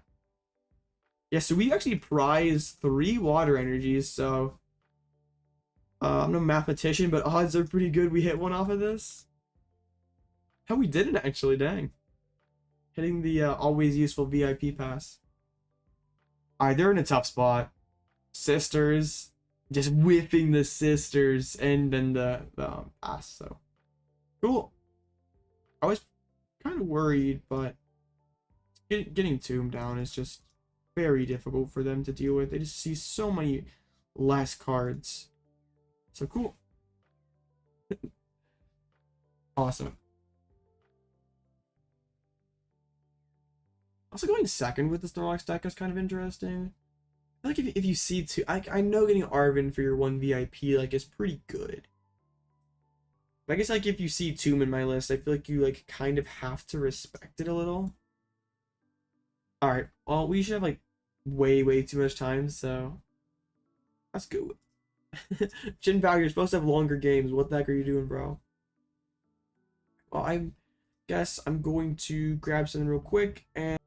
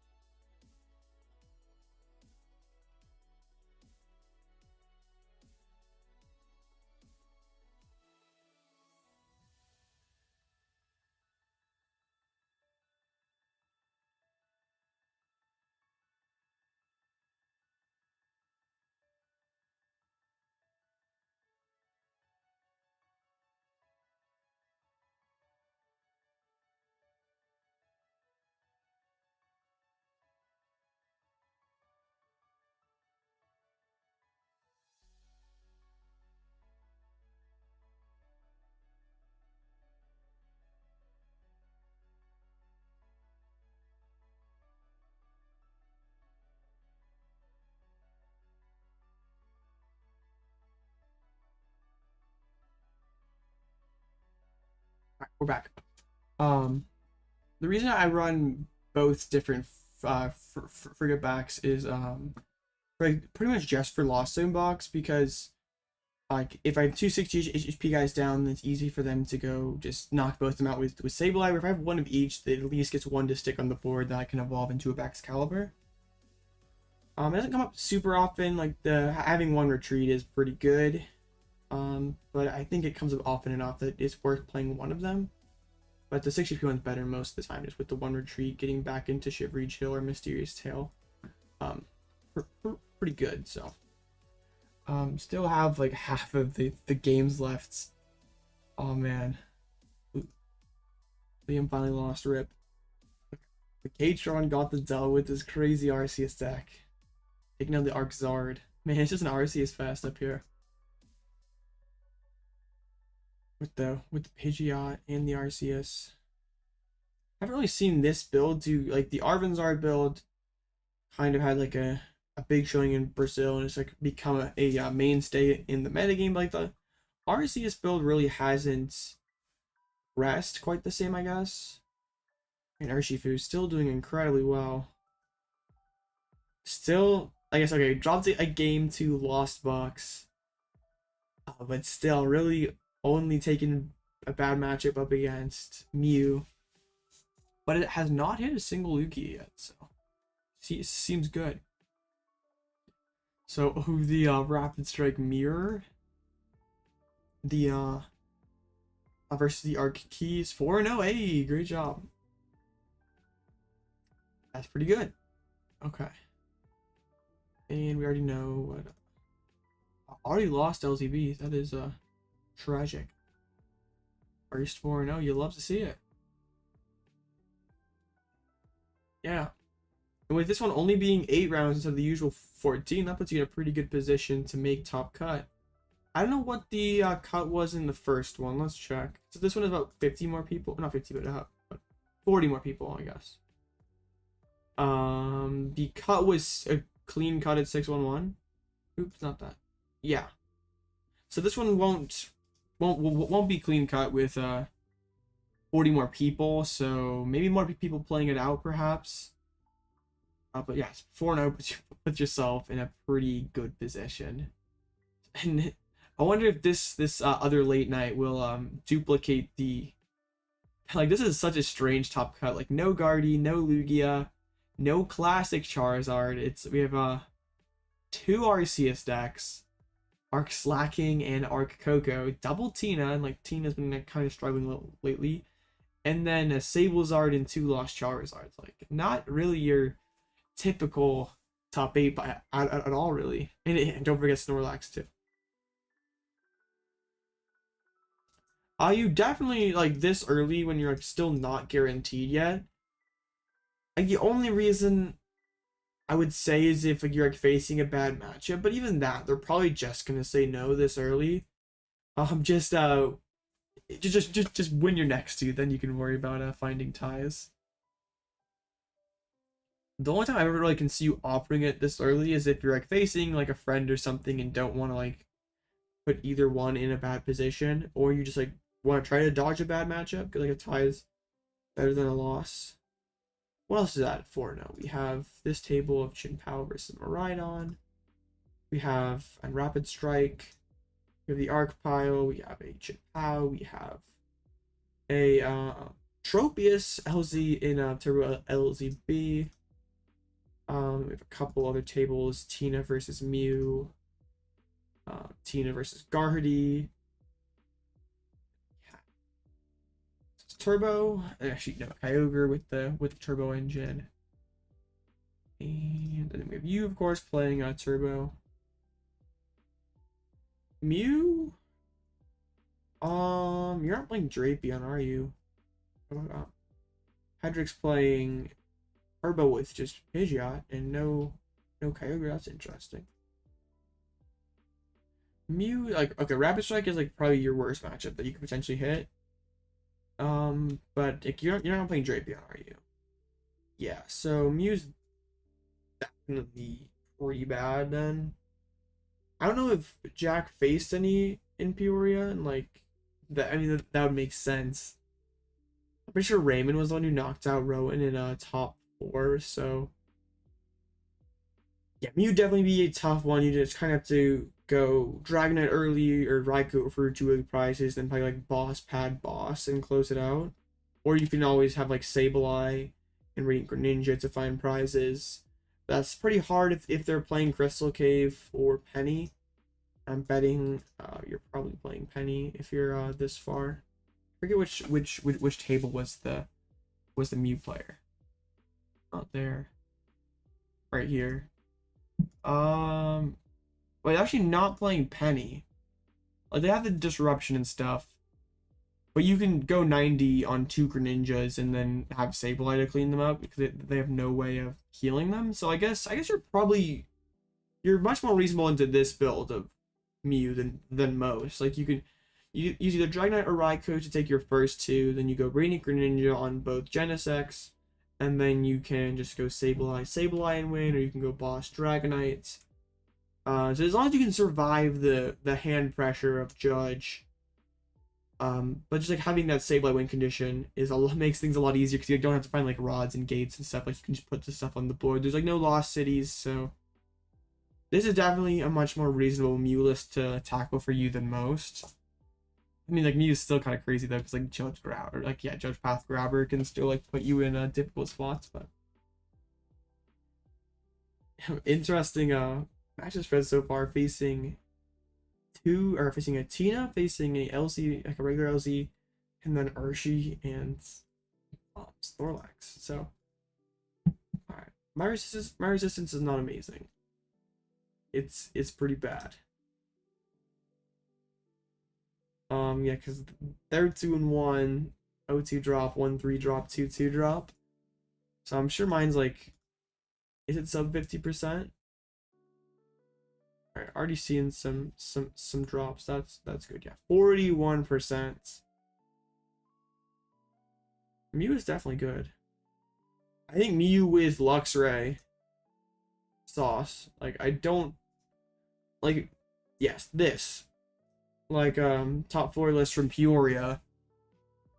Charizard really can't deal with turn 2 Judge Path Luxray, and maybe even throw a Grabber on top of that. Like you can destroy their hand before the game is really even started for them. So, and then you can just sort of run them over with Mew. Like even if they do get 1 Zard sit up, Box of Disaster can still come in. And I definitely think like Mew did so good in Peoria because people were not expecting it, and there were smart players who figured out how to beat its worst matchup. Or just like you just dodge Zard like straight up. Is it though? You have Genesect, you have Forest Seal Stone, and you have 2 turns. And that's really not that much for a deck like Mew that can see so many cards. You're playing 3 Judge, you're playing 3 Path, 4 DT, 4 Seal Stone. You don't necessarily need the Grabber on top of it. It helps, of course. But you're pretty much just straight gas. Like you're drawing a lot of cards, so.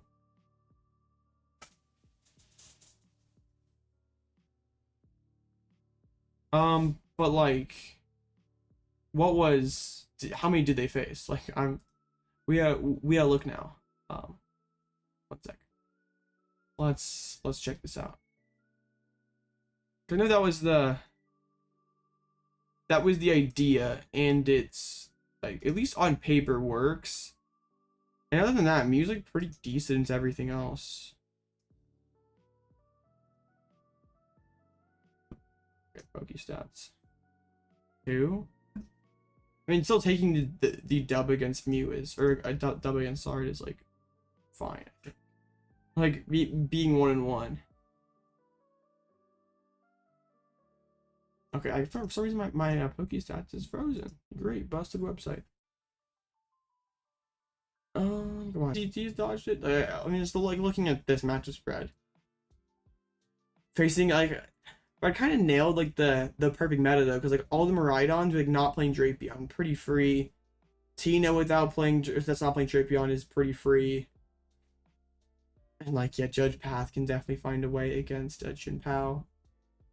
I get Judge Path Grabbers a lot to deal with. Like I mean, is there the standings here? What the other Mews like? I mean, I don't think Colin was playing the luxury package though.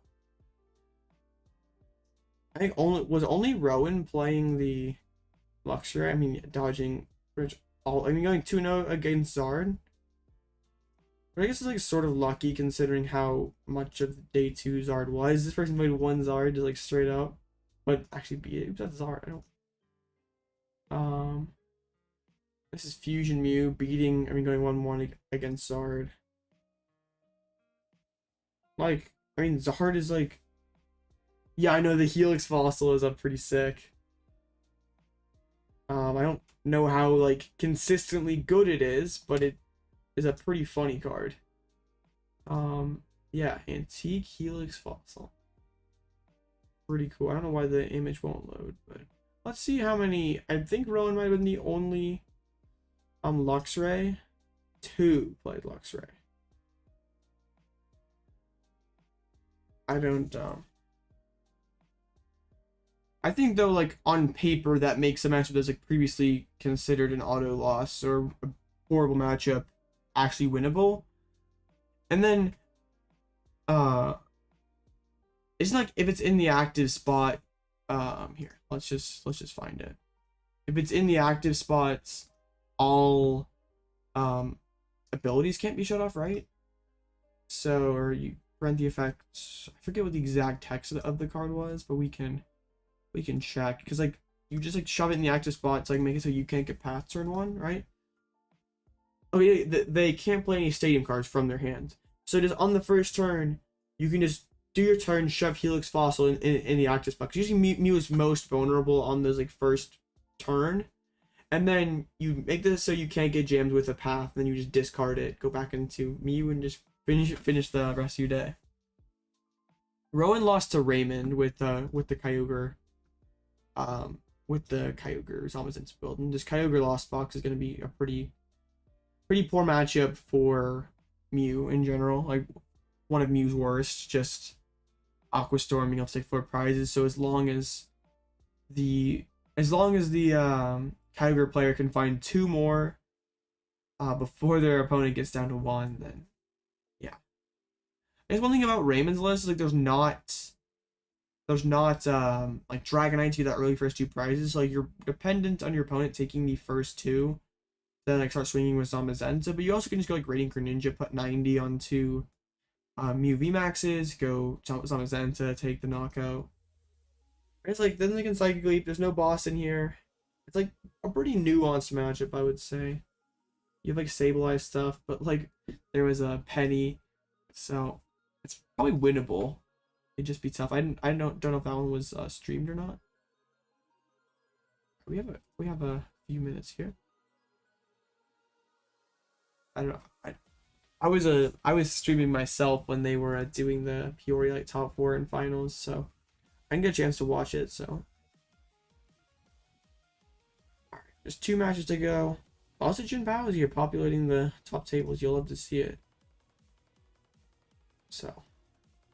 So we have a Rhydon taking the dub over DTE. We have a Tina beating the Arc Vulpix. I do not want to face that Arc Vulpix deck. Andrew's playing Turbo. We have a Turbo here, a Kyogre here, so actually quite a bit of LZB. James is on Giratina, it looks like. Playing Giratina with triple shoe, that's kind of funny. Like we've seen the trekking shoes innovation in Turbo, but not really in other builds. There's like I guess like kind of trying to make up for Tina's lack of consistency. Still want to keep the Path to Peak in there though. I guess like trekking shoe just giving you more dig like isn't necessarily too bad. Playing no ropes is like interesting, just playing switches. Interesting call. Had kind of a funny first few matches facing Spitops. So what else do we have? We have DT. We looked at that. There is this was the Atropius Turbo. A Chien-Pao. So yeah, that's how does this one dip? This is just like the regular PokéStop Chien-Pao we've like seen that like seems to be pretty optimal, I would say. Mine is not a barrel Chien-Pao, but the one that is 4-0 is, wait, 401? What the heck? Every game tied. What? Limitless glitched. Okay. Wait, what is happening? They instantly paired the next round. What is happening?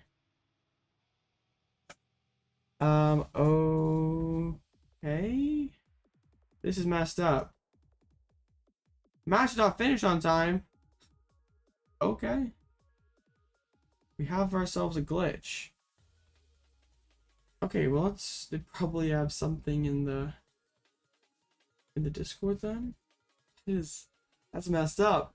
What were we facing that round?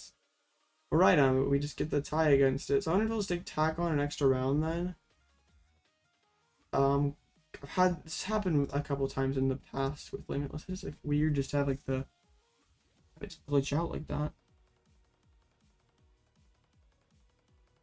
That is wild. Or against Sablezard, so shouldn't be too bad. Yeah, just Cross Cologne is pretty good. They don't have like a great way to deal with it early on. Let me just make sure like we're actually playing this round, or they're resetting things. I don't think they can go back and like reset things though. Let's see. Oops. Let's see. I don't know what happened there. Oh, two judges hit the start button at the exact same time. So it just skipped round 5. So I assume there's an extra round gets tacked on then. I've had that happen one time before. Okay, so get the friend request, we'll reset. Yeah, everything's fine.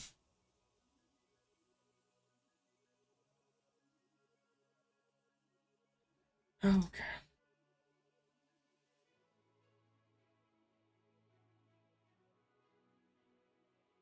Okay. So, yeah. Yeah, take the tie. I assume they're just gonna add an extra round on, so not gonna be really too much of a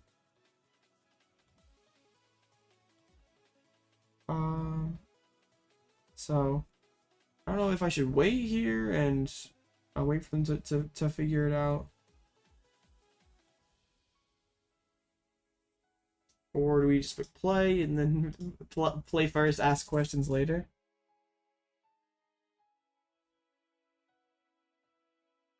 Okay.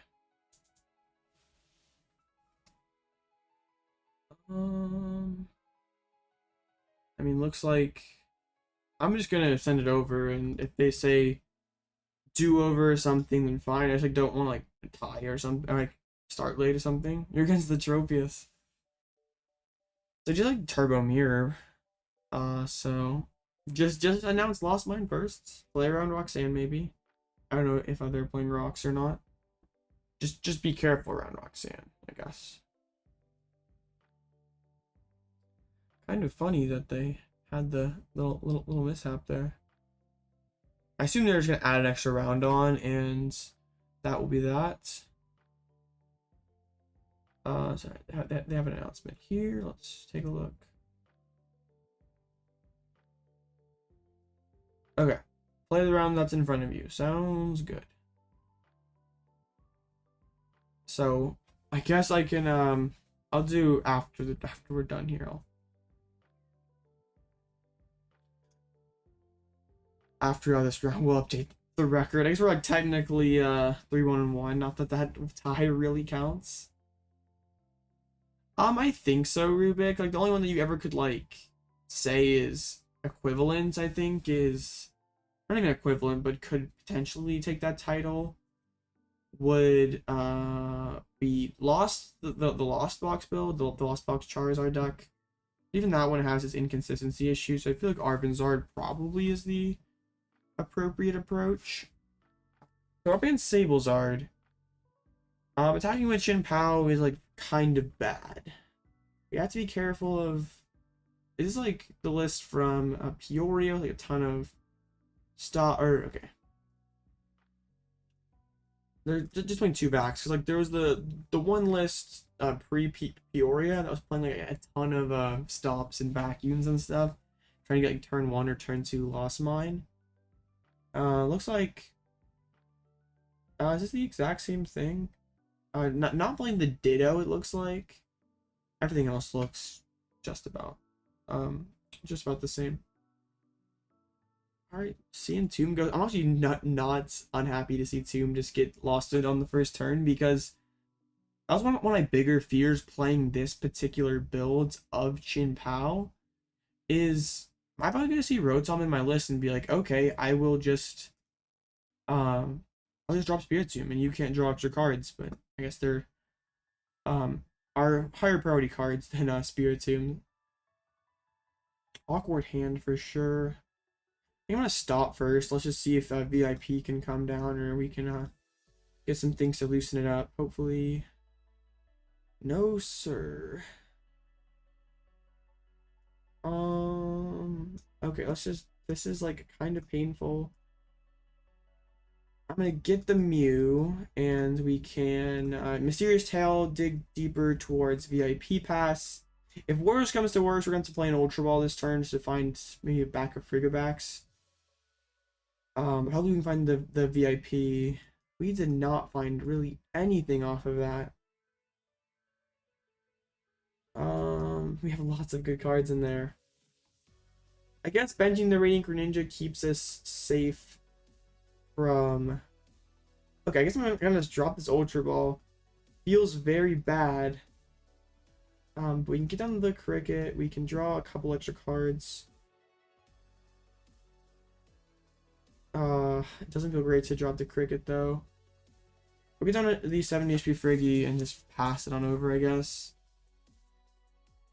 Awkward first turn for both of us. More so for me, though, getting rid of a Superior, a Rod, and a Cross Switcher. My opponent did not have the most friendly Lost Zones. Gear for Clara is good. PokéStop. Okay. Getting rid of a Beach Court, that's definitely a good card. Did not want to play Nest Ball first, interestingly enough. Another switching card. But hit the Chorus. Let's see. There's 4 cart, 4 ropes, so pretty heavy on the switches. Alright, Manaphy is an excellent find for them. We have our own Manaphy project. I guess it's not too big of a deal against Sablezard. I'm kind of surprised they didn't go for the Nest Ball earlier. I guess maybe like wanted to save it to potentially Vanishing Wings. Okay, so it does have the Forest Seal. So what will they be getting this turn? A switch maybe, if they're missing that. Energy, like attach retreats. I guess they're just like using this just for attach retreat. That's like pretty bad. Oh yeah, okay, Beach Court. I guess I'm promoting the Radiant Greninja. I promote Kricketune for the extra card. Actually, I think that is better. Like the dream turn here would be Radiant Greninja KO both Comfies. Very unlikely though that we actually get there. Yeah, Cricket is like kind of good with the Beach Court as well. Okay, I'm gonna bench the Chien-Pao. I'm going to exciting stage. I'm going to conceal cards. Oh my goodness, we can't really get anything off of this. Ugh, disgusting. I didn't retreat first either, like a dummy. I should have retreated in Shivery. Oh no. This is so bad. Like being down, like we can't. Not finding VIP turn 1 just feels so awful. I know neither one of us did. Just like pretty much feels like an L. Should have retreated first and used Shivery Chill prior to the stop. It's very, very frustrating though. We got the Ultra Ball out raw just to set up. We milled the Baxcalibur. Having very tough luck today and actually finding our stadium cards. Okay. And having no hand disruption means that like they're like we can't really break up these Charizard combos at all in the late game. So missing early is like, I know regular Chien-Pao is only playing like one Iono or something, so even that's like difficult to have. Like at least they have the chance to just drop an Iono or something. And they're not facing any sort of resistance from like PokéStop is helping out. Lost Mine would be pretty bad if they can get to that with like a Lost Vacuum. Yeah, it looks like what they're going to do. That is very bad. Being able to KO a Friggy, put pressure on the other one. Would probably have lost this game. Also being like 2 multi-prizes on the bench is just bad news. Getting PokéStop taken away from us. Okay, I guess just a spit. So we're not getting Lost Mine, which I suppose is something. But this can just get cleaned up next turn with a Sableye. Nestball is not helping us at all. Dang. Like, where are my Iridas? Where are my Arvens? Where are the good cards in this deck? I don't think I Nestball down anything. There's really not anything to get. Okay, we found Arven, so at least, at the very least, we can do something. We can get the candy. I hadn't even seen a candy yet, like, somehow.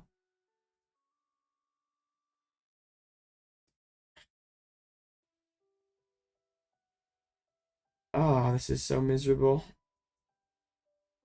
So we go candy backs on the on the 60 HP one.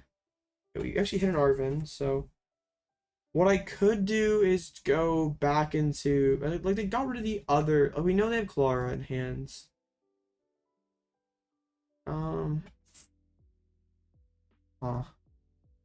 We could swing with Baxcalibur here, at least if I have a single prizer in the active spot. That'll make things easy for them, I guess. Okay. We're already... it's gonna be a very tough one to work our way back into. Not impossible, just very, very difficult. So I guess we'll just swing with the Baxcalibur. Why not? Okay. Why don't you use one? I got it for free. I've had 0 difficulties with it, so yeah. It works good for the tasks I give it. Maybe for like intense gaming it wouldn't be as good, but PCGL isn't exactly like some precision gaming over here. Okay.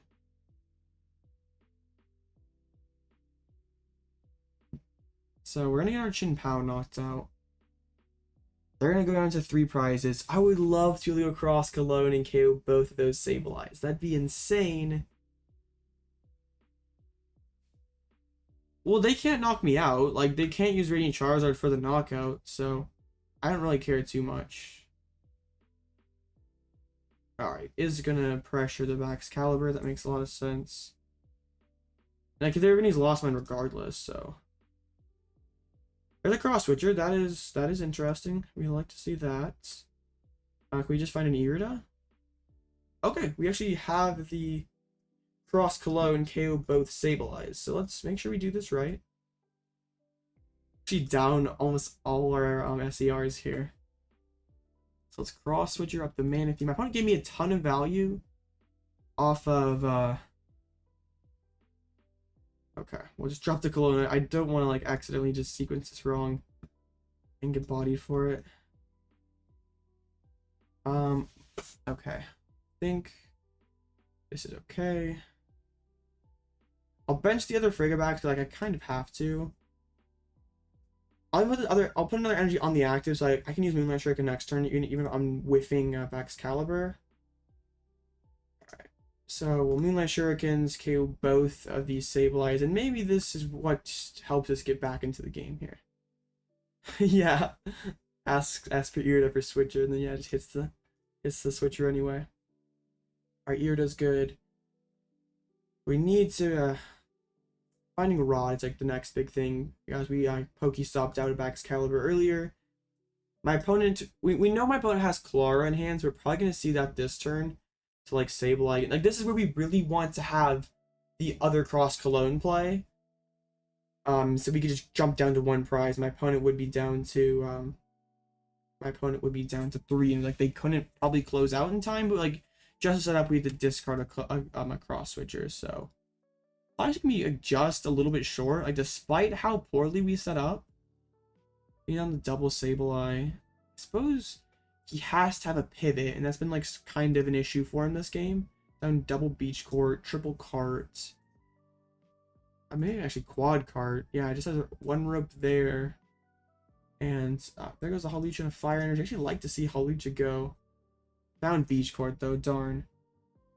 In the energy, so I'm betting we see. Might just see Lost Mine KO the Chien-Pao. No, we're gonna see the Frigibax or the Baxcalibur, excuse me, get knocked out. Oh man, if I would have Lost City, that would have been so gas. I think there's like never a way we finish this game before my opponent, right? Because I go. Yeah, they always can take 2 prizes. There's the other Cross Switcher.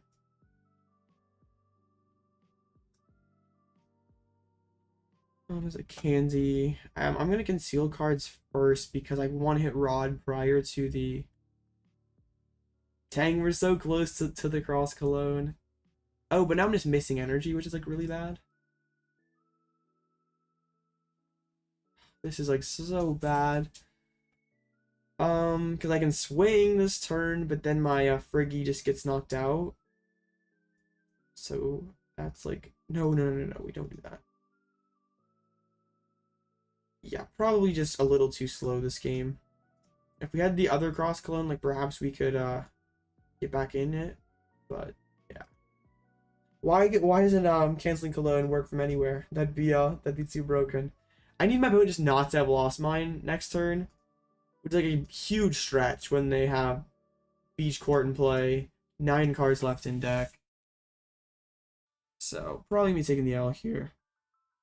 I think Sablezard is a fine matchup if we can get like, set up optimally, just unfortunately, but not.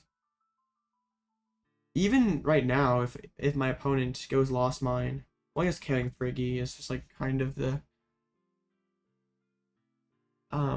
yeah, it's kind of a lot to work through. I guess it's down a Fire Energy. Maybe that could mean something. But like, just KO's Frigibax. I can't swing with Radiant Greninja next turn. Maybe I should just dump all the energy on the frog.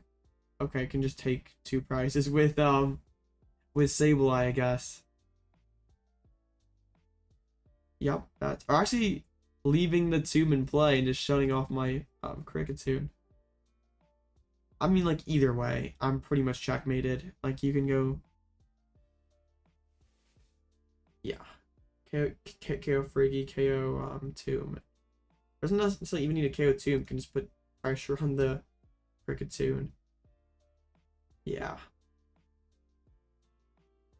To even remotely stay in this game, we needed to.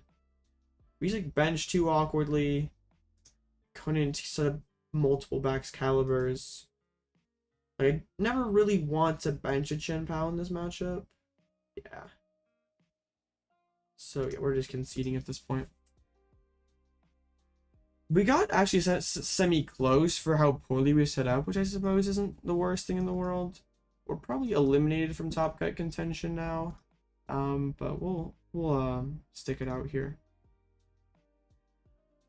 And I know the tie doesn't really mean anything because everyone has one. But yeah. like Lost Box is our toughest matchup. Really just like kind of like that's like sort of the reason why I'm playing this list. Like with the Rotom and the Forest Seal and stuff, like hopefully we're getting the Greninja play early on in the like turn 2, really slowing down their early game so we can just leap ahead. But like turns out if you're not getting it turn 2, then that's not so good. Like Lost Box doesn't have any hand disruption, so like if we can get like the Rotom, we can get our VIPs. Things are chilling, but like also just like having to bench Mew is like we don't really want to have to bench Mew is an easy one prize for Sableye to just eat up. So yeah, unfortunate, but I guess. I mean, both our losses were to LCB. I think with a less awkward early game, we probably can win that one. Radiant Greninja is like such a huge threat for them to deal with. It's okay. Maybe we actually can still make top cut. Like probably not with how bad my opponent's win percentage is.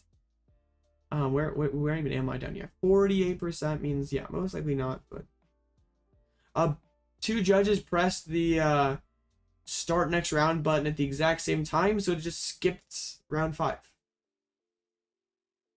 It just yeah, because one person hit it to start it, and another person instantly ended it and started the next round. So they just added a 9th round on there. So the tie basically is just nothing, because everyone has one. 4-1-1 though, pretty good. Yeah, kind of funny. This heat that Katron's got over here. I still don't really. I don't know how these like this random 1-1 arc pile is 501. I guess like yeah, tying Giratina. That was pretty good. Actually, turns out the last round was fixed, so Katron could win. Just kidding, but oh man.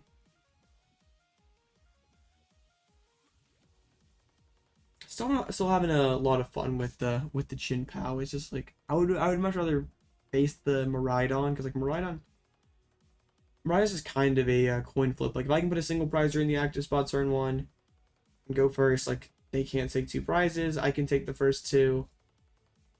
Yeah, so it pretty much comes down to whoever takes the first 2 prizes. Like they do have Judge Path to try to slow me down. That can get kind of awkward sometimes, but I win the flip or just get a single prize in the active, and I'm fine. But yeah, Sable's art is a lot more awkward. Personally, I don't really get Sable's art, honestly. Like I guess you're like pretty good into Miraidon, but like so are most builds of LZB. Are you even better into Chien-Pao than most other builds of LZB? I don't really think so, honestly. Chat, why do people like hold Sable's art in such high regard? Because like I personally, I mean, like I'm sure the person who got top 8 with it in Peoria probably talked about it in the podcast episode that they did. I just like really 4-1-1, dang. I just don't understand what Sable's art does better than Turbo. Yeah, that's not a good feeling. Well, yeah, like what does Sable's art do better than Turbo or Kyogre? Like it's definitely easier to play. So that has to count for something, I guess. But like the upside is not even close to as high in my opinion. Like, I mean, it can't be a bad deck. It just got top 8 in Peoria. But, like, what did they face? Did they face, like, a ton of Miraidons and Chien-Paos? I guess, like, how many Miraidons? 1, 2... Only 3 Miraidons, only 2 Chien-Paos. I feel like you're losing to Ardura most of the time. But, like, so is this. This is also all single prize. I don't really, like... with the 2 prizes also comes the upside of playing them, right? So I feel like you probably have like a weaker Zard matchup than other builds of Lost Box. Black card OP. Like, and you probably are using Lost Mine early, like equivalent speed to these other builds of Lost Box. Yeah, but like, I can play Sableye with this and also have access to Kyogre, also have access to Zamazenta, which like Zamazenta, very similar to Charizard, except I can use it at any point of the game. I don't have to wait until you have 2 prizes left to use it. So I also get Radiant Greninja. This is you know, funny.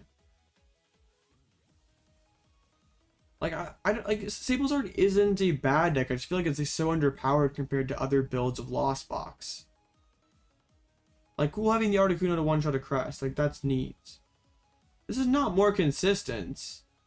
Losing Radiant Greninja is such a consistency debuff. I'm playing the same amount of supporters. Okay, cool. I get Pokegear, but I lose Radiant Greninja. I lose PokéStop. I mean, you both have Forest Seal Stone. Yeah, like, Greninja is good throughout the game. Charizard is just... It's just not as good of a card as often. Like, yeah, at the end of the game, Charizard carries, but then, like, I can carry any point in the game with Zamazenta.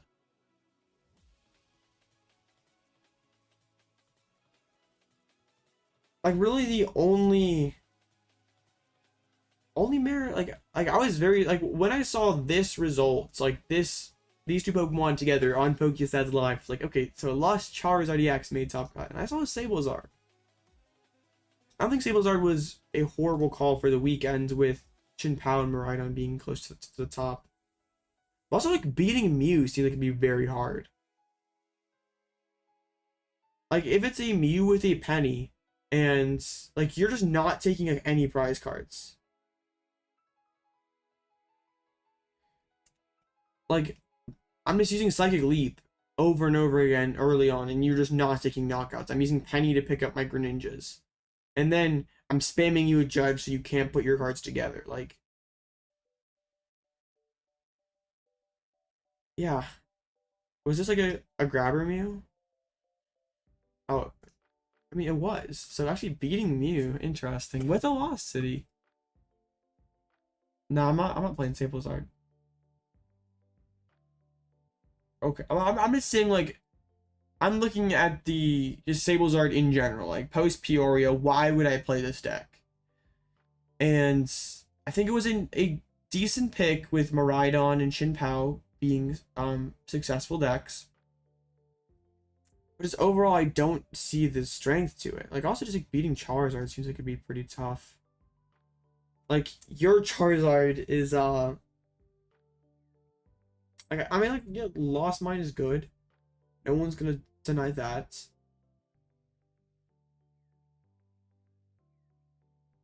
I mean, you have Switch Card. I mean, they have Penny and Cart. I feel like Mew should win this with Judge Path, Cart, Grabber, Penny.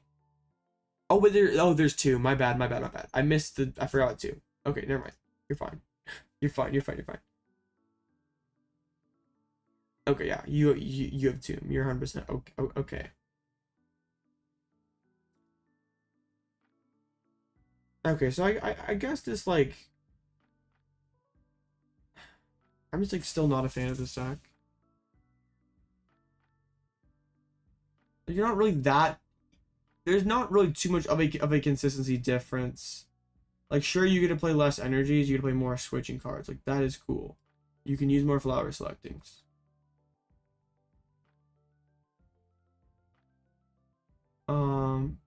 But then, like, to a certain point, like, Switch isn't adding more consistency to your deck. Like, yeah, you can use flower selectings, but like it kind of is, like, once you set up like the 8 ball search cards in Ditto, like just trying to open Comfy and like get the ball rolling. Well, I think didn't he say like he opened like Ditto like 10 times, which would have be very, very good. Like Tomb is good for Arven. It's like, but it's like kind of niche. Like, sure, it will come up occasionally against Arven, come up occasionally against Lugia. Also, you're never being colorless with this. Like, you're never being colorless. But I guess if you don't face a single Lugia, that's okay. Yeah, you're. I spam you with Snorlaxes and you're never beating me.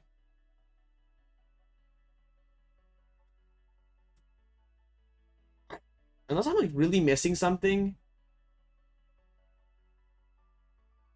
I don't really understand why you like how you settle on Sablezard compared to. I know, but if you open Ditto, you don't have to even play a switch. That's what I'm like. You just straight up had it. You don't even have to search for it. It's just there. Yeah, there's 9 rounds now. Like you're just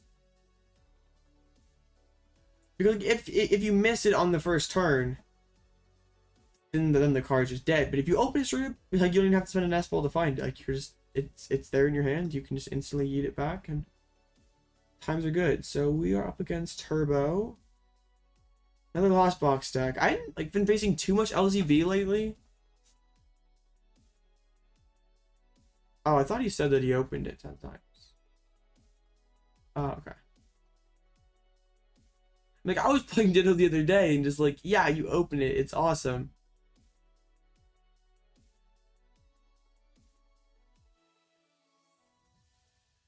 But also just like Ditto isn't like significantly like doing like what I'm already doing like isn't Sablezard's more like just what strength does Sablezard have over like a typical Turbo Kyogre Lost Box deck? And I'm really like yet to find a reason that's like, oh yeah, I should play Sablezard because of this. I'll go like it. Yeah, I just like personally like I played Sablezard a bit back in the day, like post or like post Lost Origin. Oh, our defense, oops. And I liked it back then, but just now with the Lost Box list we have now in the metagame we are in now. Well, I can play Kyogre and be only single prizes. I can play Kyogre. So that's kind of not valid, I guess. Are we get to go first? That's good. I'm not saying that it's a bad deck because like oh man, opening team is tough. In the objective sense, a deck that gets top 8 is not a bad deck. Like it's impossible to say, or you're just not acting rationally if you're saying a deck that got top 8 at one of the biggest tournaments ever is bad. I just what I'm trying to say here is just like why is it? Yeah, I don't think Ditto's all that great either. I was just like kind of trying it as like a third Blocklex fourth Lugia. It's not amazing though. Okay. Yeah, it's not like an incredibly powerful card. Having Tomb and Mew on the board really is like kind of tough. Yeah, that's really the only thing I can think of, Joss. Like, just thinking I don't want to deal with Kyogre today. And sure, I don't hate that, but like, with the loss of brain power comes a lower overall ceiling to the deck. All right, go ahead, get turn 2 or get turn 1 Greninja against me. Knock out all my Pokemon. Do it. I'm not ultra balling away good cards to get Manaphy down. My bench space already is. Wait, I should have logged out of Limitless. I don't want to log back in like right now.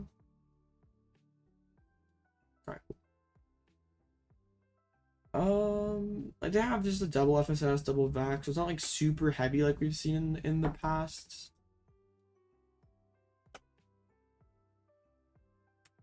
Sure.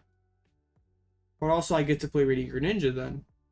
And that kind of offsets it a little bit, right? If I'm using Radiant Greninja, I get to draw more cards. I get access to Moonlight Shuriken. So it's not just like playing more energy cards is instantly like a negative, I feel. Okay. So my opponent's last bench spot would have to no. But what am I talking about? I mean, like if like someone's got like something like, are there any matches where like Sables are just like so much like significantly better than Turbo into? If we're just taking the top 8 Sablezard list versus the winning Kyogre list, both straight say, oh my goodness, PokéStop, I love you.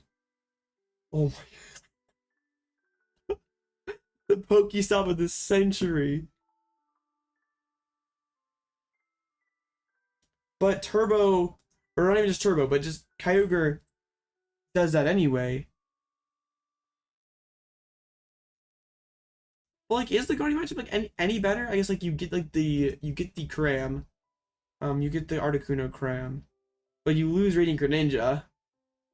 PokéStop is correct. He has 1 Goldress left. Turn 1. Let's go. Alright, I'll give you. I feel like I probably can give you Guardy.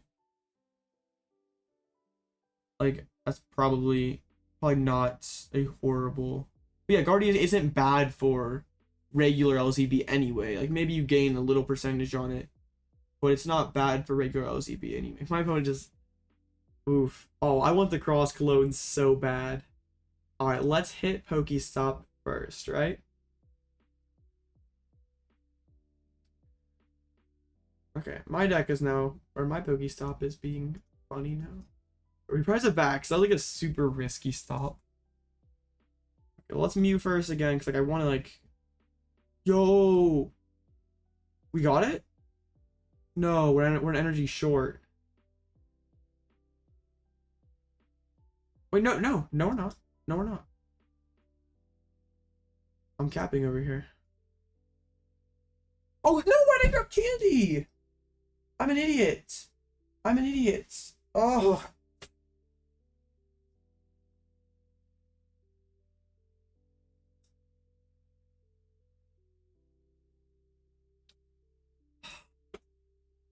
Oh, what am I doing? Oh. I had it. If I grab Cross Switcher instead, I have the Cologne this turn. Bruh, what am I doing?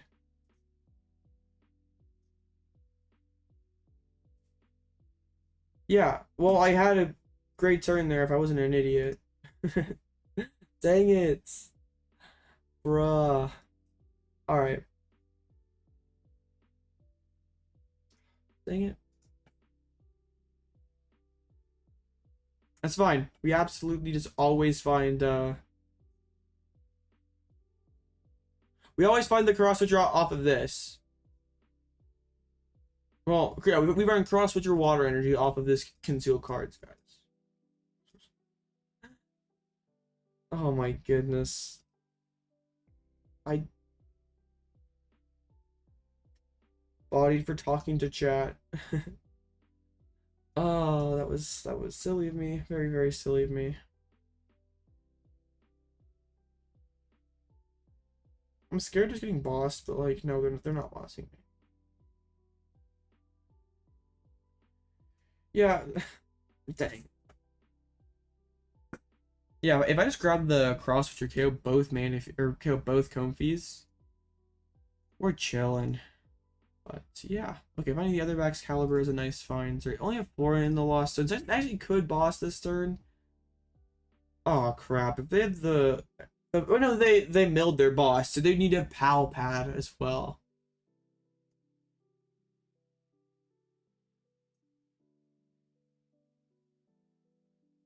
But it wasn't always you say that's always correct to Greninja first. But I had 3 total energies combined, right? I had or wait, did I? I can't remember, but like most of the time, yeah. No. Yeah, well they I don't know what I'm talking about. I like kind of tilted after that miss with the Irida. It's okay, we have it next turn. We want to initiate the prize trade with a Chien-Pao. So they can't KO our Greninja this early, right? They need to have some sauce in that hand to get knockout on my one Baxcalibur. They need to have a Lost Vacuum. Okay, Rope. I'll just go back into Mew, honestly. It's fine. Not even Chien-Pao in the active spot is definitely irritating. I want to just be able to price Shivery Chill and get all the energy out of my deck.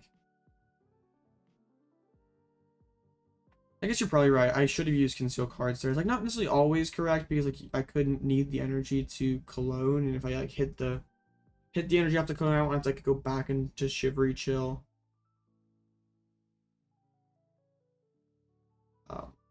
Yeah, kind of a little error there for me. Double candy.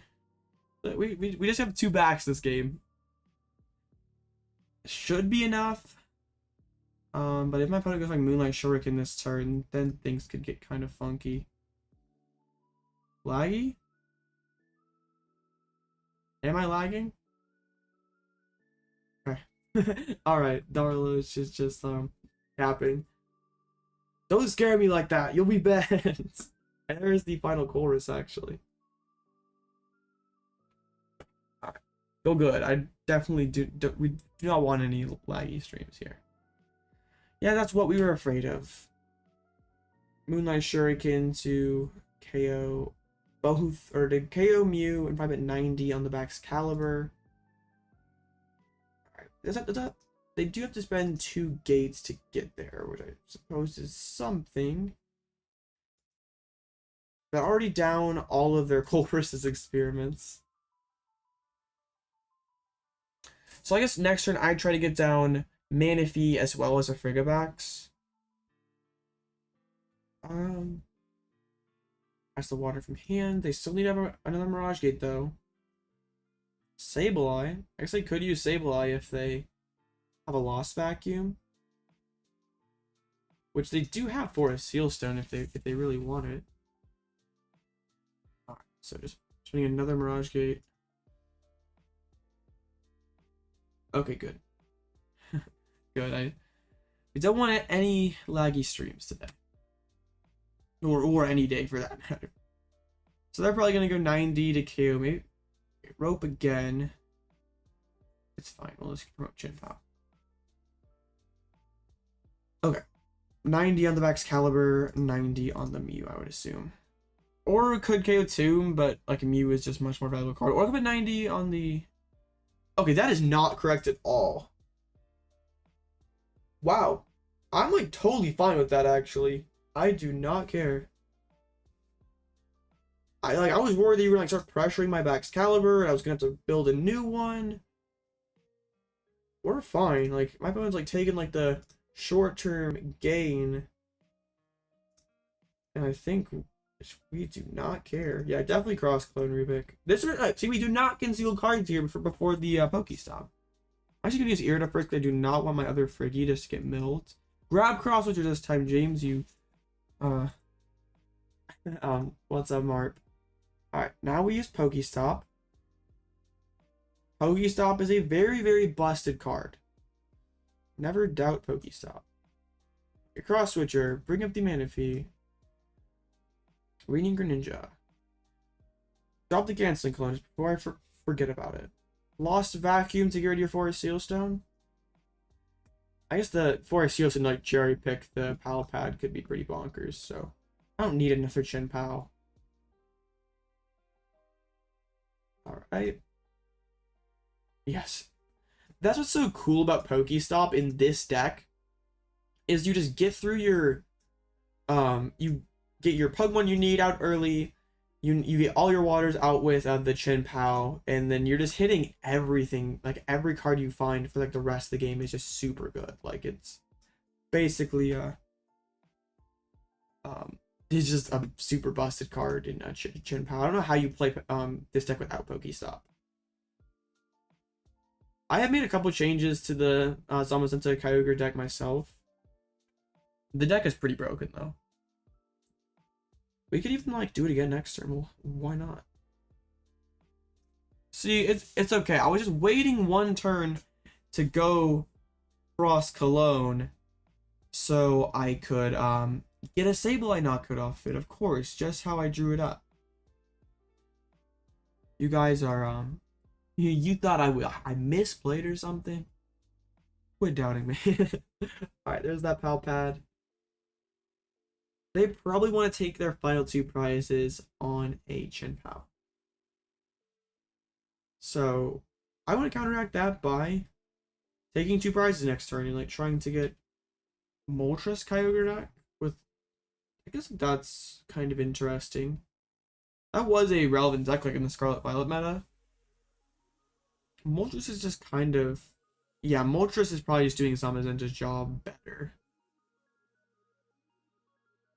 Just, yeah, because like, Dark Venus is good, but just having Zamazenta at any point in the game is probably just better. Alright, gonna just gust down my Baxcalibur and knock it out with the Raikou, I guess. PokéStop. Mill the Chorus. Yes! They milled 3 choruses this game with a PokéStop.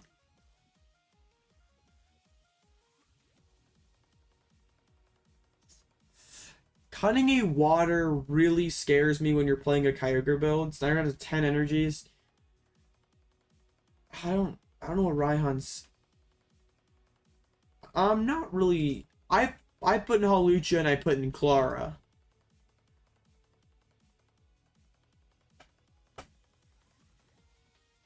Just play Snorlax. Snorlax is a decent card. Wait, what are they doing? I wonder if they're trying. Shouldn't you gate? You played Super Rod. Are you gonna like draw more card? Then why did you? Now you're gonna draw into your energies. Oh, I missed that. Looking at a chat. We're always throwing. I don't know what this person is doing.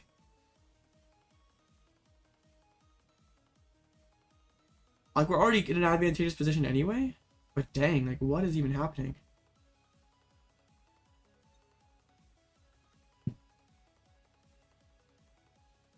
Like what?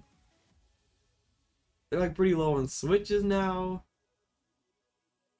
Did they already PokéStop?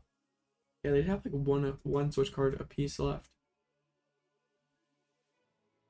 I guess they're like trying to go for the Radiant Greninja play, which would have been pretty good.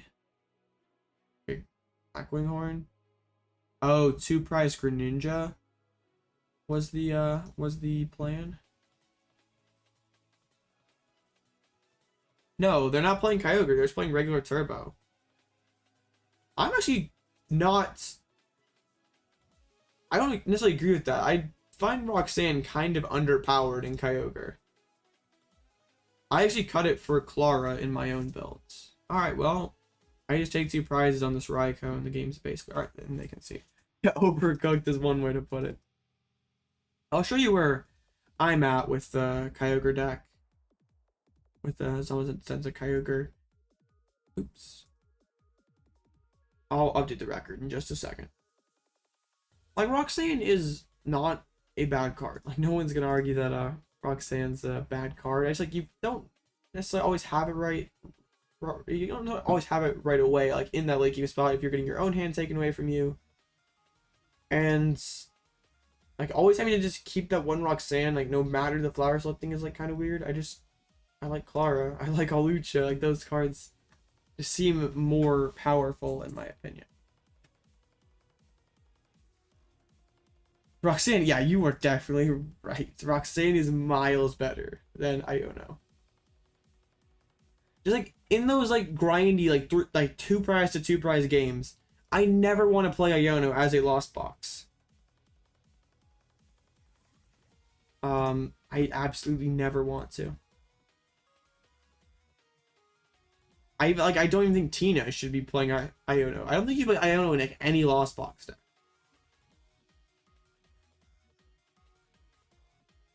What does Iono have to do with Lugia? I'm confused. What do those cards? How do those cards correlate? Yeah, only 9 rounds. So yeah, just gonna cut to top 8.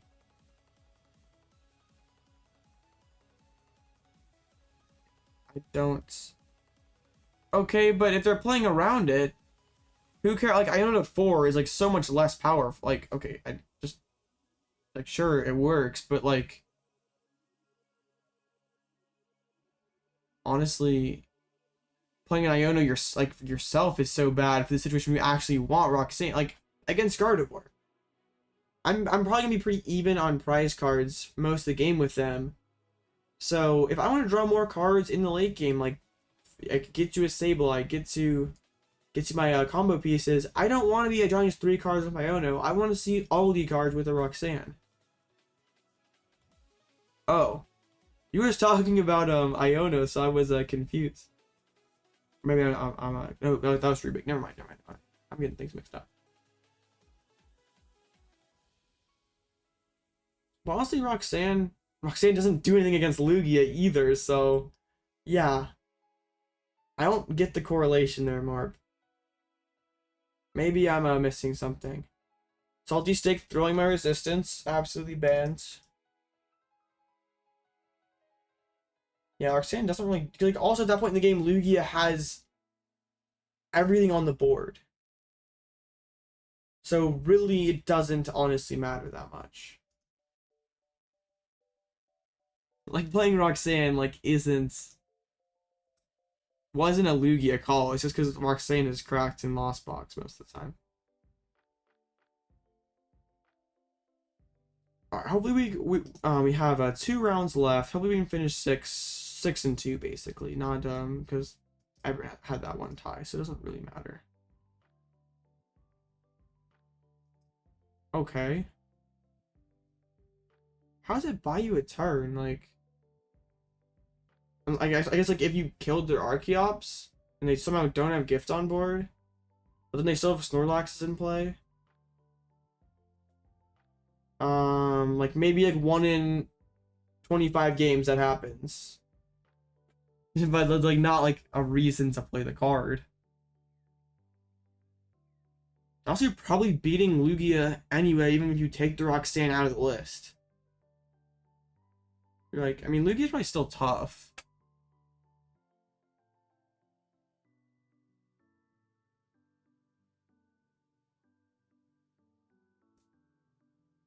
What? Yeah, I feel like not getting out, but like they have Archeops. They have energies in play that they put in play, even if you KO'd all their Archeops. Like if the Lugia player is missing an attack because you played Roxanne and took out their Archeops, then they probably are not playing very well.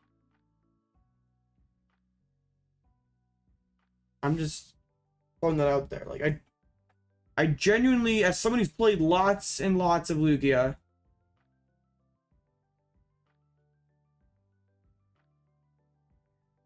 what? What are you talking about? I am so confused.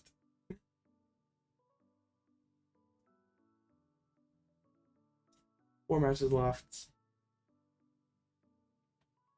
Yes, that's why you should play Roxanne over Iono in Lost Box.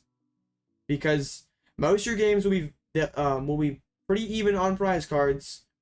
So you do not ever want to draw your like there's like never a time where you're like, I'm okay drawing 3 cards when like there's very little instances where giving your opponents 2 cards is okay. I was just like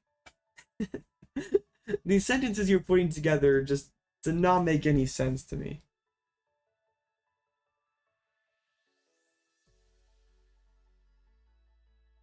You're fine. I was like, what is what is bro on over here? Yeah. Oh no. 3-3-1 with the Arcdactyl pile. Yeah. I was very confused for a second. I was like, what? What is even happening? The Guardy against Tina at a 5-1-1. Is there like any shot of 4-2 makes it at all? I guess probably. We probably can crunch the numbers after this next round. Arc Pile. Bro, K-Tron in 601 with the Arc Pile is pretty sick. I don't know how. I guess like hasn't faced a bad matchup, or the one bad matchup they did face. I guess like Chinbax and Mew are probably not great. But like everything else, like pretty winnable.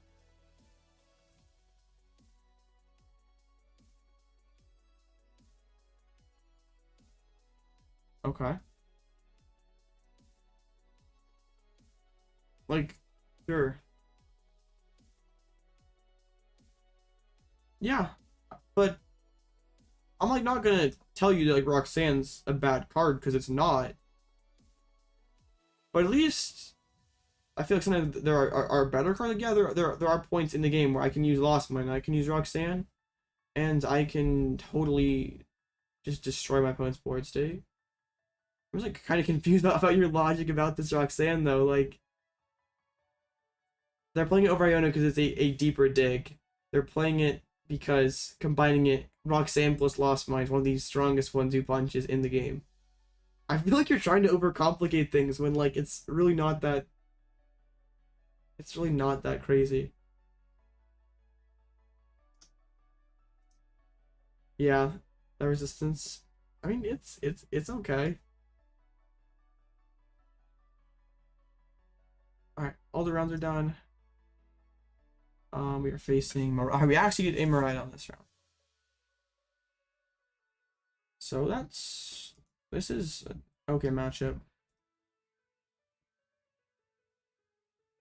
I wouldn't really call it bad either, because like PAL pad would be an Iono defense. You get to the bottom, you PAL pad, and just make it so the only cards you can draw are Colress, right?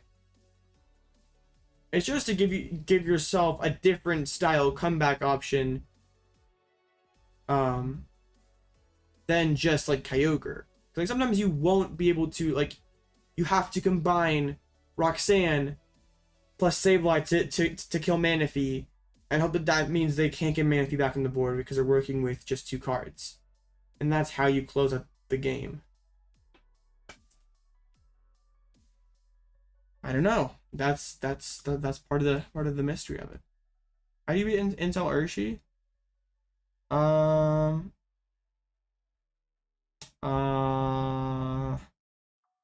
don't know. That's a really bad matchup for you. Like you don't have this, like Sky Seal is like the sauce for that, but I get it. You shouldn't be playing Sky Seal. I guess just like try to run them off the table. Like get turn 1, like maybe even go second to get turn 1 Dragonite. Try to just be very, or maybe you should go first. Just try to bench carefully. I think you have like 2 different schools of thoughts behind it. Well, that's like you don't want to do that with Lost Box. You just like want to draw all the cards for the late game, and it's still most of the time as an equivalent disruption. Yeah, making it so they don't have Octillery is pretty good. Oh, I don't want to have another no-show. That'd be like tragic. I guess the round did start early.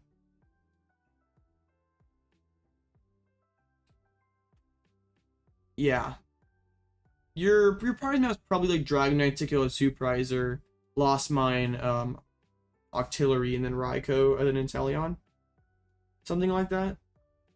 I honestly don't hate going second and just like tell them like, you know what, you're not setting up without a supporter and I'm gonna be just more aggressive and faster than you. Like you have the triple force seal. Like it's not that unlikely you get turn 2 or turn 1 gate.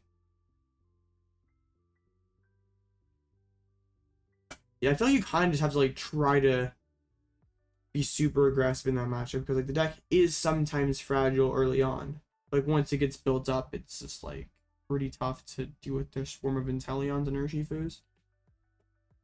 Okay, they did check in. That's good news. We get to play a game. They are a Judge Path build, which is not good news. I think we're fine though. They're playing oh, they're playing the JW list, the one with the 2 court. Oh man, JW's deck list error is manipulating the metagame. You'll love to see it. That is awesome. Because like yeah, if people didn't like read that he messed up and accidentally had deck list error, Like, those two cords should be two ropes. I mean, did it end up working out for him against Jesse?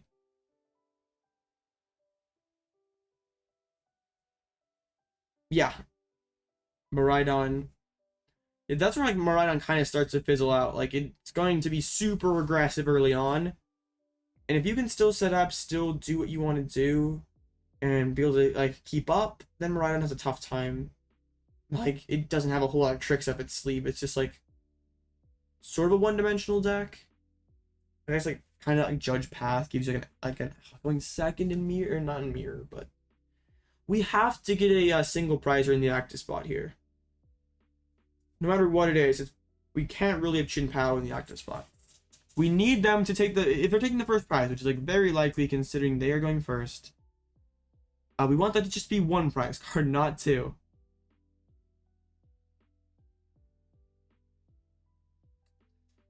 This matchup pretty much just comes down. Wait, they made me go first. That's kind of okay. I opened single prizer, the best single prizer to open. We have this suit. I mean, the hand's not amazing. Mew's gonna kind of have to. But they open their single prizer. Bax.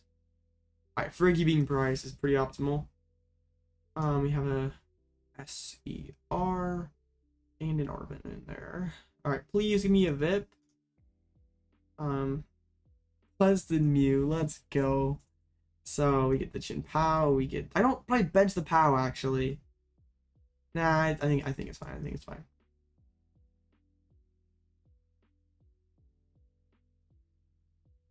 Like, if you have boss, generator, Raikou, all the sauce, I guess you just deserve to win, right? I just want to have an elite hand for next turn. I would certainly say that this qualifies as one. Because I have switchers to go for 2. Greninja can potentially go for 2. Okay, maybe bro's got the sauce, though. Like, this could potentially be a misplay, but I don't want to, like, kind of lose my, like, I just want to have a good hands. I don't want to get Judge Path into a brick. I just want to have, like, something built up here. It could happen, though. My opponent could take 2 prizes on me.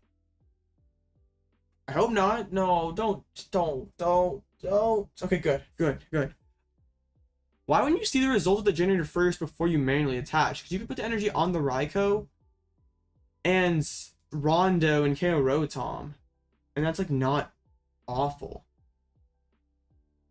So now bro has to have a switching card, a generator hit, and a boss. Kind of a tall order here. But you need another single prizer. Actually, this is not.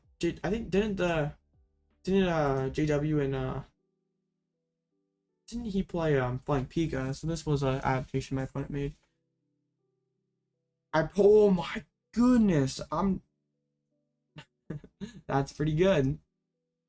That is really good. This deck is insane. I mean, he still didn't have it probably, but should at least have. Okay, how do I sequence this? I'm always doing this. But Arven now. I mean, Arven's not milling both. I mean, PokéStop is not milling both. I want to. All right, good. Good. Now then, let's Mysterious Tail. Let's just go to the unknown to the known here. I probably just want to get this. I probably just go ahead and get 4 Seal Stone plus Cross Switcher.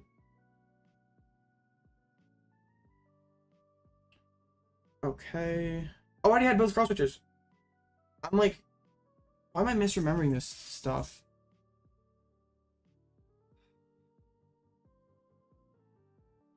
Hello. I'm like probably still okay. It's just like frustrating. Like, why am I playing this way? This should have been SRE for sure. Well, I need to find an energy off of this concealed. Bro, I'm like doing my best throw here. I'm trying my hardest. Okay, fine. The deck is busted. What can I say? Alright. Having to use the FSS up early is like awkward. I think I go ahead and grab that. The other candy is in deck, so I don't think I care. Like, I'm probably just knocking out whatever's in front of me for the rest of the game, right? Probably the bigger way my opponent comes back in this game is just like KO Baxcalibur. So let's just not let that happen, okay? Alright, just if I would have got Path, that would have been disastrous. But okay. We took the first two prizes. That's what really matters. We did have an SER in the prizes, so hopefully we can hit that. I mean, Arven's basically SER. So yeah, we're in a decent spot. Yeah, they're just gonna Photon Blaster. Hopefully they just can't path the peak. That would like just let me keep stop. I didn't have the energies too. I literally only had 4 energies, and I wasn't about to gamble. They had the Bravery Charm on. Okay, they don't have a whole lot going on in their hand, so that is good. This was kind of scary. Is like PokéStop going crazy and milling both my Chien-Paos. Yeah, the charm made things a little bit more difficult. Forced me to have 1 more energy. Alright, let's go PokéStop first. Okay. All is well.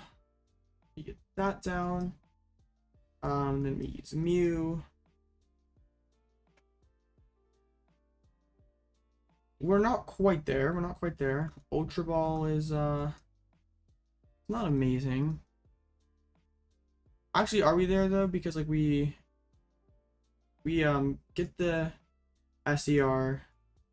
How many can we, as long as we can Shivery Chill for 2, which we can. So yeah, we can take this knockouts. So all right, yeah. This is just how this matchup goes. It's just whoever takes the first 2 should win. And I got sort of lucky that that happened to be me this game. Even though my opponent chose to go second, and I don't know if that is the right call, honestly. Honestly, like, just at least if they go first, they have a higher likelihood of maybe get an attachment down. On the next turn, they can sort of dig towards boss. At least going first, I don't know. It's an interesting debate, probably. But I play more single prizers than multi prizers, right? I play 5 multi prizers, and yeah, more. Yeah, my bad openers are underweight compared to my single prizers, so kind of a. I misplayed the KO. How?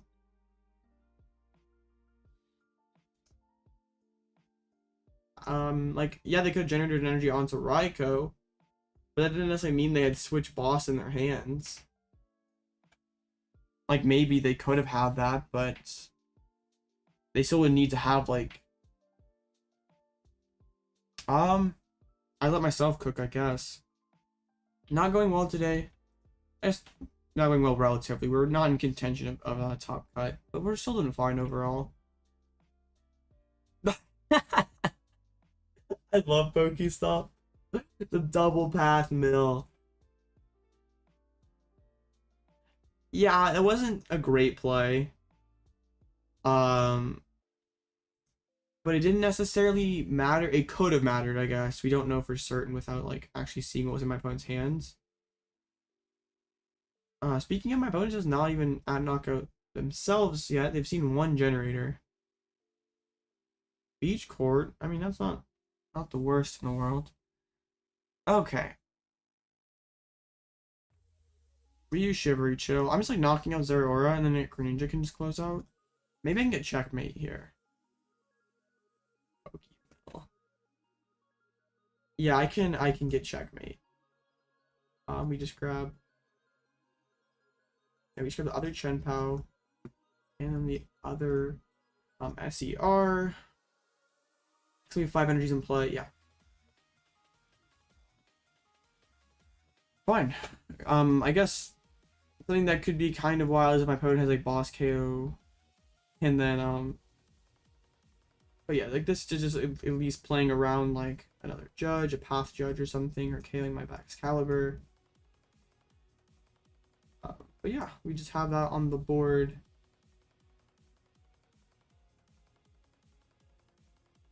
I did like double super rod still, so I still could, if SER is my last prize, I still like might be okay. Yeah, okay. That is a little scary. Promote them a Rhydon. They probably go boss in the Greninja if they have it, but then they're putting themselves on odd prizes. That's a little scuffed. I'm just afraid if I don't put the energies here, I always run the risk of getting my Baxcalibur boss. Alright, they don't have boss orders, so. Alright, see you, Nim. Thank you for stopping by.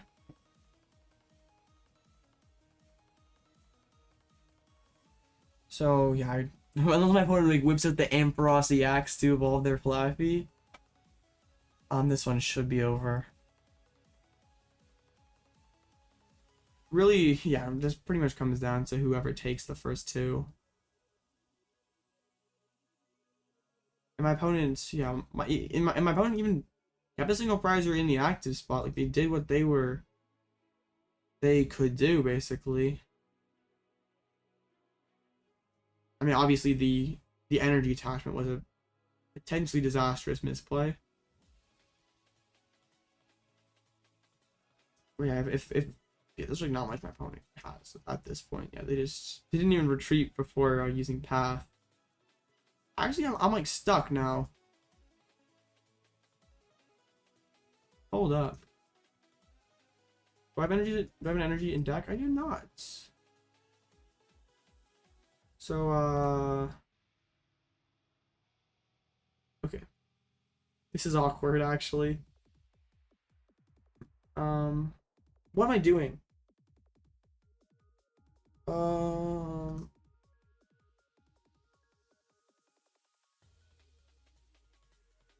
Candy is fine. Candy is fine. I'm like low-key throwing a little bit. We find super odd and life is fine. Weird looking super odd. Alright, SER being the last prize is very scary. Dang. Imagine we lose this because SER is the last prize. He goes boss KO Frog this turn. That would be like such a frustrating way to lose. Yeah, my opponent is like having my Chien-Pao be stuck because I couldn't, because of the path, I couldn't move it. I discarded my other one of my other cross switchers. So very, very interesting games, board state that we've gotten ourselves into. So my opponent just gets down more of the lightning boys. Electric generator finally hit their second generator of the game at this late. But then I can't use Shivery Chill. I can't use instant charge. So like I'm in a pretty weak position then. So they have to just KO this frog. But like then if they're, why didn't they go into the charmed Miraidon? It's harder to KO if they. I'm like sort of confused by my opponent's lines here. Arven, that's not boss. So is Brodus passing again?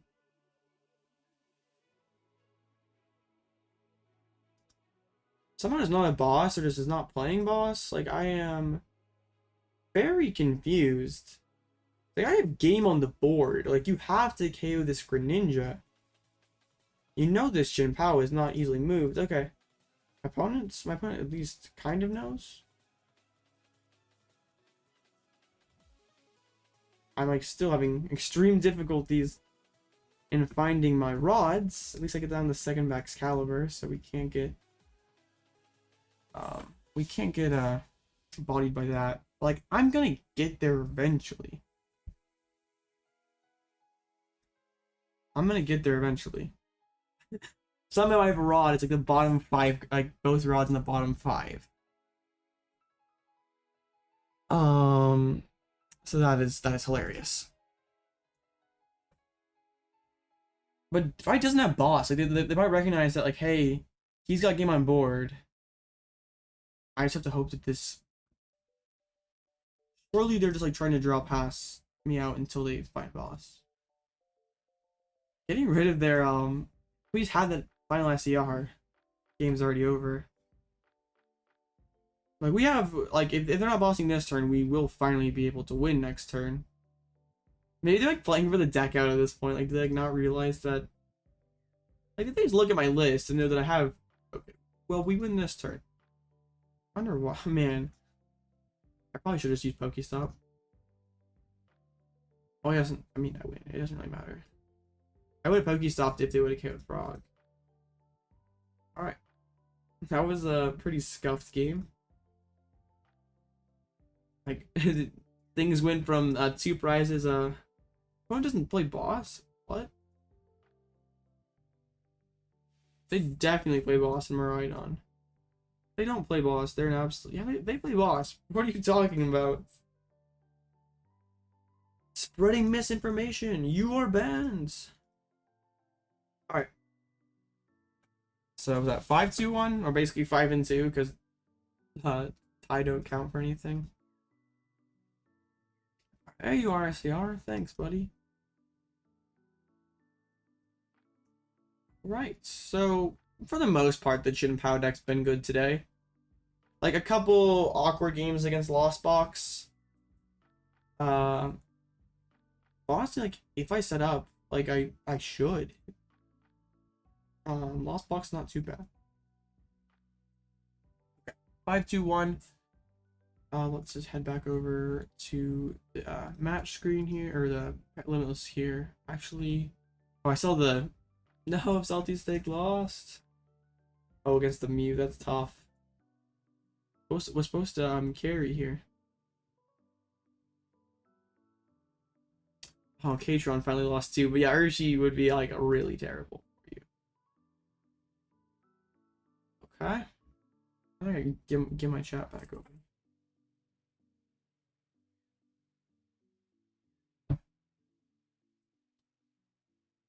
Flying Pika VMAX. I don't hate Flying Pika. The 9th place list. Who someone actually faced at one of my cups. Plays the Flying Pika. Plays only 3 boss. 1 Pokecare. Yeah, Mew EX and Arven are the ones that don't show up. Flying Pika's got some like interesting utility. I wonder like why. I guess like the switch can get you out of Flaffy. Like not playing over rope or over card. I guess like Arven can cherry pick it. But not only Minion, you're like not finding Arven ever. So interesting call.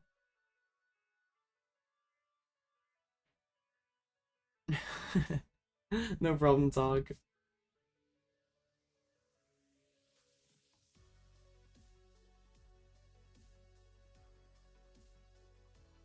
I think it's like probably situational, like depending on your metagame, because it's like a way you can bounce back against Chien-Pao.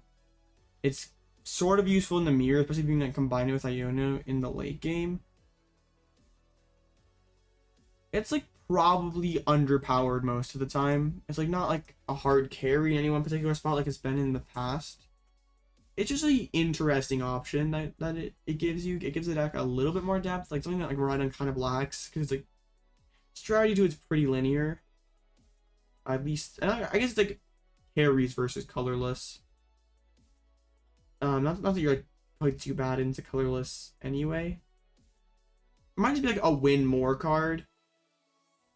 And maybe it buys you a turn of difference against the Chien-Pao to get you back in there. Yeah, it's like not a bad card. But is it better than one of the... Raikou not weak to lightning. It's weak to fighting. Yeah, most... Oops, that's the wrong person. Yeah, most, not like every lightning type is weak to fighting. Yeah, that's... Oh, so they can go like Rapid Flow, KO Raikou, and then canceling on the bench. Yeah, that's pretty bad. So can any 6 and 2s make it in, or 6-2-1s, whatever? These people just tie. So I mean 1, 2, 3, 4, 5, 6, 7, 8, 9, 10, 11, 12. Yeah, they can't tie. Yes. My B2 is B2 electric. Actually, yeah. If you're at 6-1-1 with bad resistance, you're playing it out. Like these two are the only ones that are like safe. Like they can tie, or they make like ties not count for anything. Okay, they still kept ties counting for a match point. 5 pairings to go.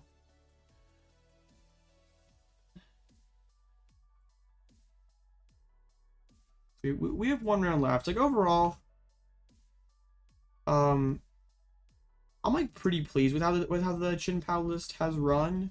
Like I do think like if you go over here and look at these matchups, like obviously not like the greatest matchup spread. Like beating, like if facing 3 LZB is pretty tough. Like only facing 1 Charizard. Like not facing Gardevoir, not facing not facing more. I guess Charizard's like kind of not terribly high in meta share. There have been times where it's been like the most played deck. I guess like you would expect to face a few LZB with 3, or with it being the most played deck. I guess like Chien-Pao, like aside from Charizard, isn't overly amazing into anything. It's kind of like in everything else though. You're tired, no problem. So we have a few matches left. We got the Tina versus Guardy versus Mew. How is the Mew win rate holding up? Actually, Fusion Mew vaulting up into the highest win rate deck. Interesting. Deets or Hershey was doing very well. Wow. Hershey was like pretty strong at one point. It's like still decent. I mean, not decent. It's still pretty good. Well, yeah. No, well, technically 8, but they had the mess up where they accidentally paired the tie. Energy Crush Luxray from Brilliant Stars. I don't know why you'd play it. Like, what are you trying to do with it? Am I not actually like ultra familiar with that card? Like, I'm pretty sure I know what it does. Yeah, this one, like, I don't know what you're playing it for. Like, you're playing some sort of like heavy Luxray deck, like using Shinx and everything. And this can't really be your core strategy because it's super easy to play around. So it has to be like some sort of like side package, which just seems like not even worth it. Like most decks in format can play around this fairly easily.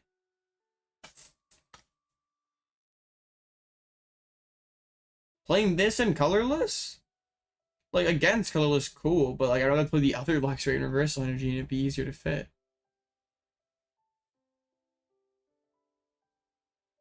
I don't think it's ever worth the space in your deck. There probably has to be like some sort of side, like both. No, absolutely not. I mean, you can do that on your own time, buddy, but not for me. Somebody whose favorite Pokemon was a Luxray.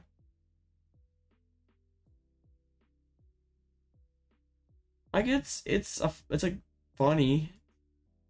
It's like kind of like Starmie V. Like can't be the core part of your deck because it's pretty easy to play around. so you like have to incorporate it in with something else. But then like, what do you play? Like, where does it make sense?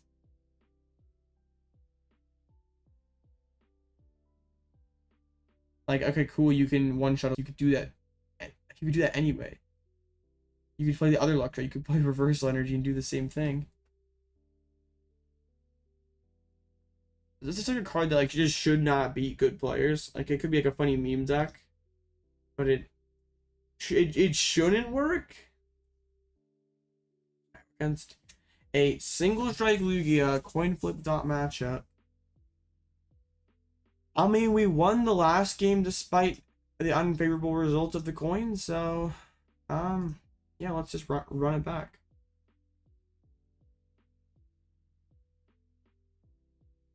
It was cool that like Raid Luxor, you had like the Raid Luxor, like when you evolved it, you could do 160 and you had like Electro powers and stuff. Like that deck was kind of cool. I remember like back when Lugia ran the show. Is my audio messed up? Is my audio messed up or is it just talk?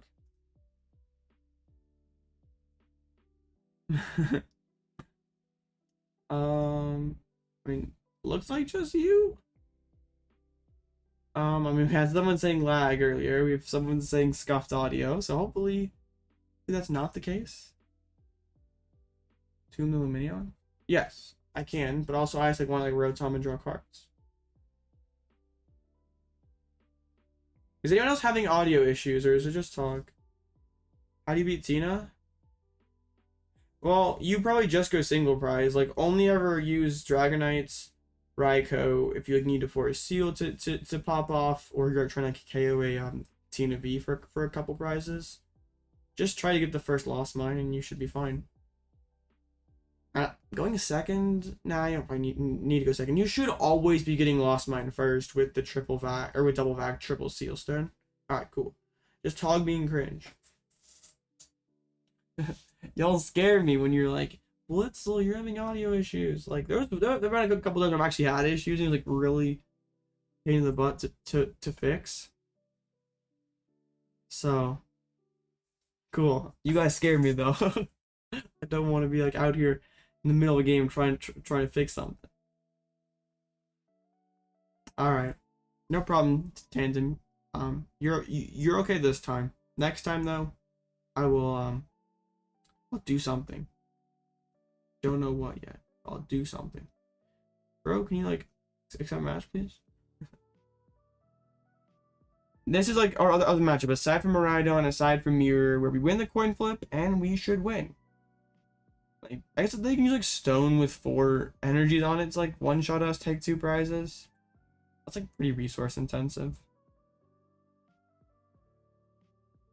I guess like if I don't win the flip, I'm playing like Tomb to counter direct Luminion, hope to like slow down their setup. Okay, well, I don't know what to tell you, Tog, because like no one else is having issues, so I don't know. I really don't know what to tell you. Okay, please, opponent. Wait, what? What are you cooking, Tandem?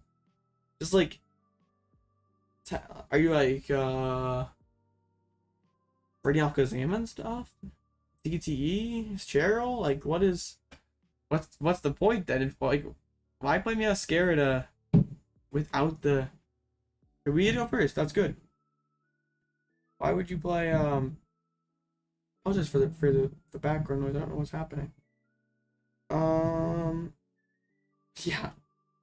If you want a deck that's only DTEs, just play Mew. Alright, hand is pretty good.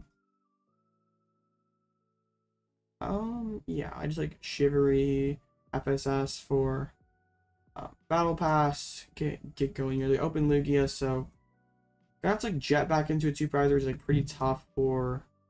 Yeah, found the Friggy off of. Okay, 2 prize Baxcalibur once again, so have to be a little careful.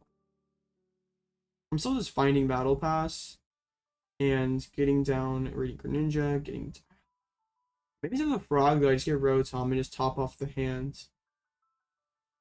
No, I don't want to grab the one Rotom though. Hold up. I get Rotom and I get the Friggy. I Shivery Chill. I just put myself in a great position to turn 2 knockout. And we get both Friggies down just so.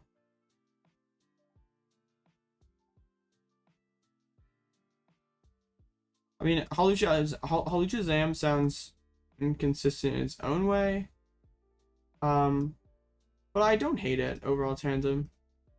I just like don't understand, like I still don't fully get why, like what you're still gonna be kind of a slow stage 2 deck. Like Cool Your Grass, you're gonna be bodying Zard, maybe. Like Entei still can kind of just go crazy.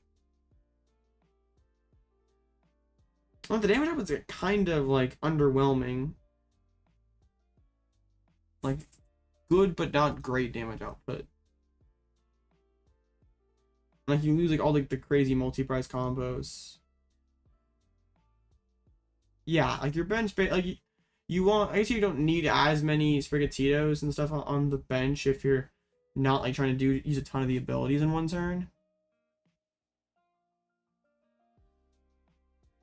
You don't get bodied by Tomb. You hit grass weakness. But surely you're just absolutely garbage at trading with single prize decks. They're gonna be taking the first prize against you, and they're going to. Why didn't he Ultra Ball instead of getting down? Oh, he already did double arc kicks. Never mind. Like it seemed like a cool idea. I just like. Personally, I just can't think of like what strength does it have in this? I guess I'm just being like a strict Zard counter. You're cooking for a rogue deck idea. All right. I always like cooking around here. Let's Ultra Ball and get down the Baxcalibur.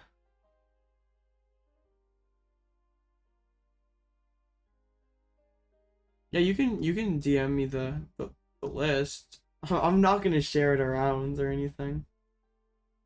Just personally, I'm like sort of confused on what the strength of the deck is. Like, aside from being a hardcore Zard counter, what is the purpose of playing Meowscarada? In that particular way.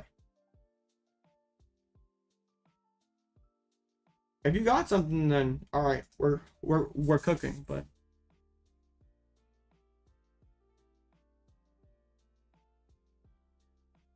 even like Charizard can go like Entei, and can't really trade with that very well, can you? And like the clunkiness that you lose from playing tons of energies and retrievals is like you play different bench sitters that are kind of clunky. Okay, grass good. Respectable take, Joss. Never mind. I'm not gonna, but like, don't like worry about me stealing lists or anything. Or no, actually tomorrow it'll be the video on the channel. Haha.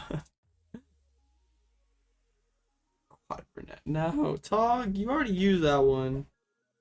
Boo. Unless my hand gets taken away, I'm hitting knockout. It's funny setting up without the frog. I'm like kind of vulnerable to an Iono. I'm not even getting any gift energy value. I might be benching the frog though this turn now. Lost Lugia. Another why? Why? What is the purpose? Lugia is kind of an underpowered card. Okay, alright. As long as you know that, then okay, good. Yeah. Yeah, extremely silly. That's for sure. Okay. I was like, oh no, does bro actually think that he's cooking with this? Okay.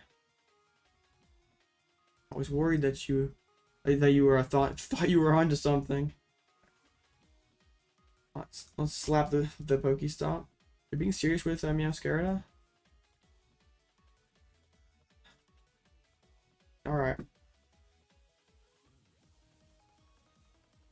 like, if you can, like, I fully well could be wrong. I just don't really understand why you personally pick up Meowscarada, I guess is the knock I have against it. Seems like it would also fall into the extremely silly category. So there we go, another one hits. So my opponent has to just go Iono. Lost Lugia. Lost Lugia. If Lugia had better stats, but like the whole reason you play Lugia is Archeops. Maybe you're still doing that in your Lost Lugia deck. Maybe I'm the delusional one over here. Actually, I should put the water energy on the Kricketune. That was silly of me. Heads is good. I don't quite have game if they PokéStop. Busted. PokéStop before Primal Turbo is like super gutsy for sure. At least use one Primal Turbo first, please, dude. Wait, maybe he prized 2 single strike energies? Or has like 2 in hand or something? But then you still attach one, like. What was bro doing? Why sequence correctly with PokéStop. Difficulty impossible. Alright.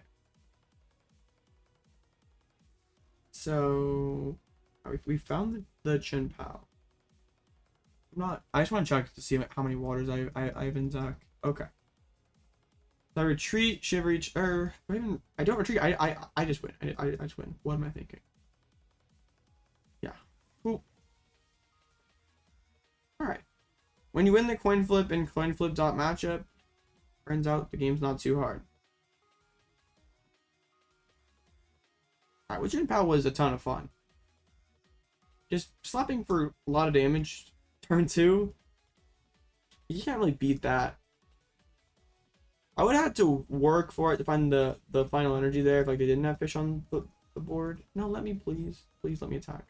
Thank you. Like, but I saw it stop. I still had outs for sure. Cool. I never really miss having the third backs either. That's a card like I wasn't sure like if PokéStop went all crazy, if I like really miss having it. But I didn't. So yeah, 6-2. Not a bad run overall.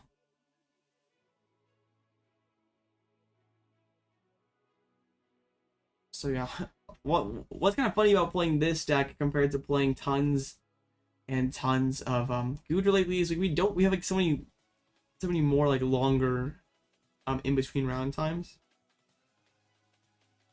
But let's actually, where's the list here? There it is.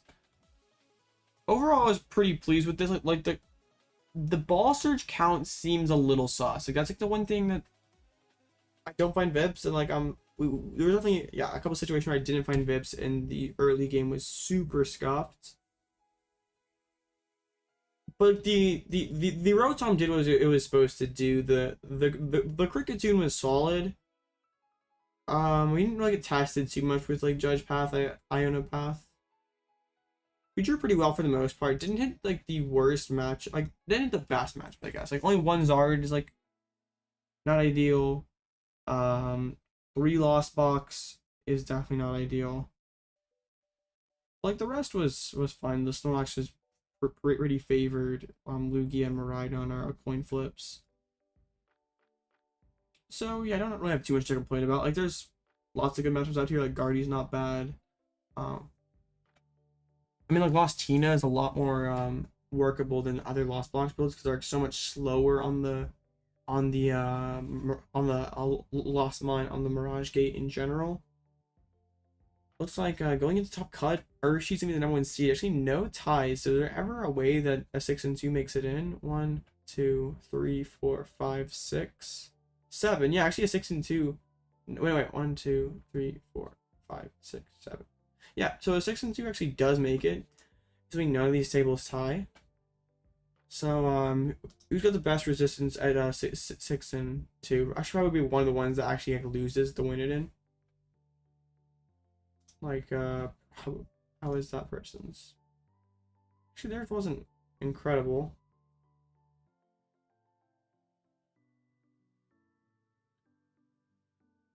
All right, so what's me in top cut? We have an Urshi, we have a Tina, and we have a Kyogre LZB.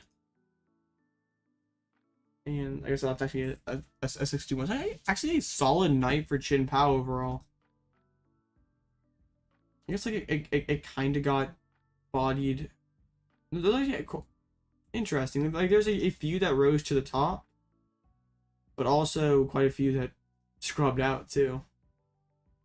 Like overall, Chien-Pao is one of the lower win rate decks. Like at 46% is pretty bad for being the 5th most used deck.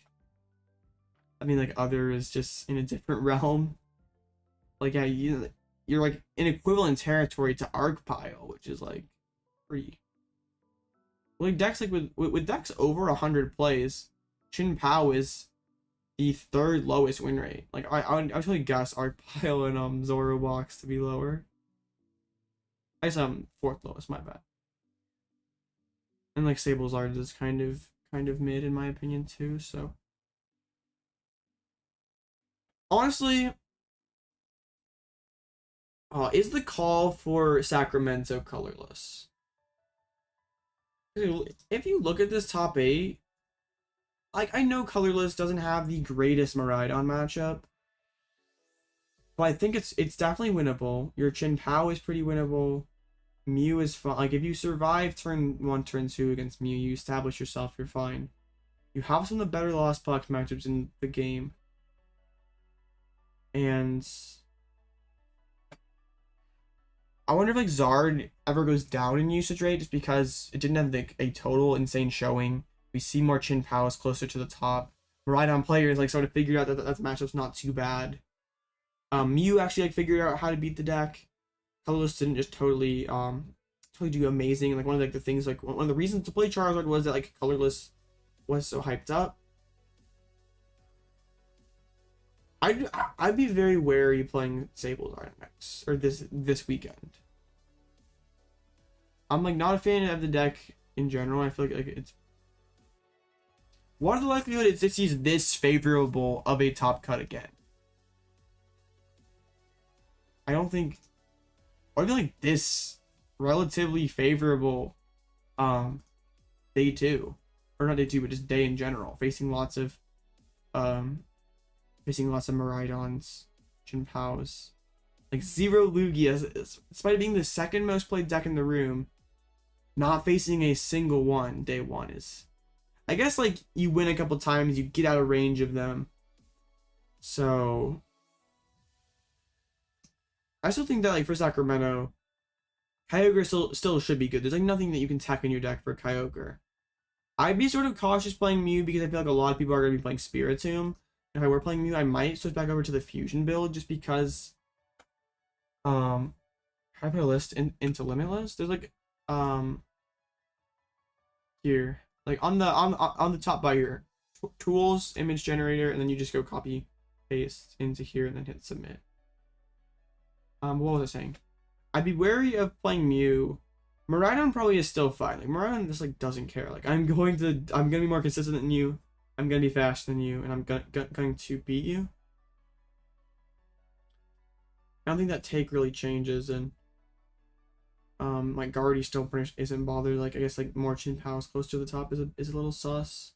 Maybe more Mews in the room is a little bit scary for Gardevoir.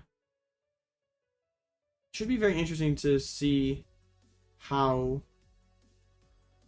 things develop. Like I bet we see more single strike Lugia, just because it has a much better time into a Miraidon than the colorless builds, and like you can fit the Cobalion and still be okay into Charizard. So Maybe single strike is the play. It's like trying to put everything together here. I don't honestly hate this list. Like, it's not just being Lugia, and Lugia is Lugia. I don't really mind it too much. It's Lugia's gonna Lugia though, so. The bubble's about to be wilds. Yeah, there's me one that sneaks in. You think did you win? Are you gonna make it? Alright, hey. I mean you have a pretty good punch win percentage. I don't know if it's good enough though. I'm assuming one of these 6-1-1s that loses. Hopefully Katron wins. Okay, Katron won. Did Yoshi win? No, yeah, yeah, Yoshi's 100% the bubble. Already has a 71% opponent's win percentage. Then you throw a 7, yeah, then you throw a 6-1-1 on top of that, right? Wait, no, 7-1-1. So yeah, Yoshi's making it. You have a shot. I think you need your okay. Yeah, they won. That's good for you. They won. That's good for you. Okay, maybe you actually do have a chance. Okay, they lost. That's not good. I think you might come up just short. You lost to Yoshi. Yeah, wasn't he on oh, he's on the Tropius Turbo. Did all that Zars just like do really bad? Okay, yeah, the win rate was off. I was like, I don't see so many Zars near the top tables. I bet you'll be 9th or 10th place, unfortunately. Like, unless, let's see. How many of their wins is tanked? Maybe it'll be pretty close. Yeah, it's gonna be yeah.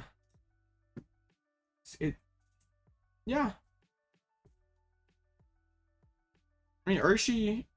So how was the Mew matchup? Did you just like get Tomb early and it just didn't matter? It was pretty painful. Oh, you couldn't find Clara to save your life? Did like Tomb really mess them up? I mean, it probably slows down the game quite a bit. Yeah, I think against DT, if you can get the Tomb and just go like straight at Intel, you're fine. Let's play Fall Guys. I've never played Fall Guys before. Nor do I need to, really. Oh, okay, that's kind of a high roll. So you went second?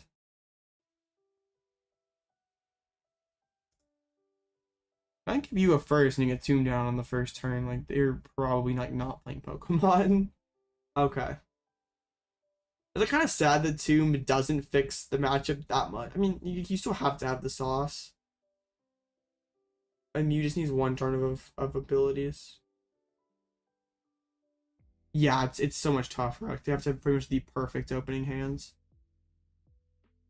And Lugia didn't really do all that amazing again tonight. So, like, probably moving forward, Urshifu is really not that bad. Oh, you had Echoing Horn in there. Busted. Echoing is cracked. In Echoing, we trust. Yeah, like, but you have really good odds of opening either, like, 4 VIP, 3 Nast, 4 Ultra, and the Physical Tomb. Echoing is, like, a lot better in Urshi than, like, most. It's, like, usually it's hard to weave in most decks. Even, like, Lost Box is, like, tough to have, like, at the end. Sometimes when you're getting your hand disrupted and stuff, but with Artillery, you always have it for that perfect spot, so. I don't know. It would take a lot. I don't know what you'd want them for, honestly, but I don't know. a large donation of money. I don't know. I'm like not really much of a gamer outside of Pokemon. I'm like super boring.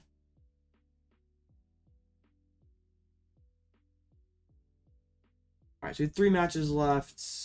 That one doesn't really matter. I have 4 and 3. The Lax against the Miraidon. And then Charizard against Guardy. I don't even have the game. I don't even own it. Nah. I'm good. Free down. I mean, I'm still fine.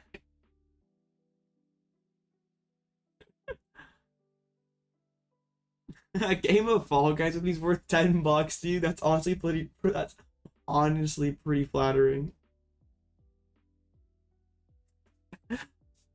Oh man, 10K subscriber special playing Fall Guys with chat. Yeah, it's 100% worth it. Nah, I don't think so. I'm good. Keep your money. It's not worth it.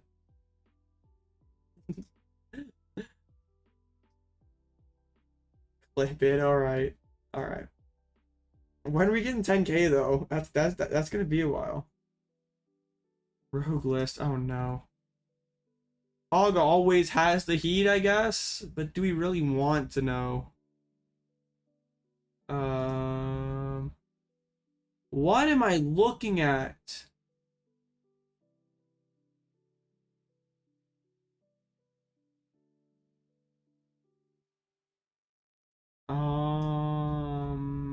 Okay. Rogue is a nice way to put this.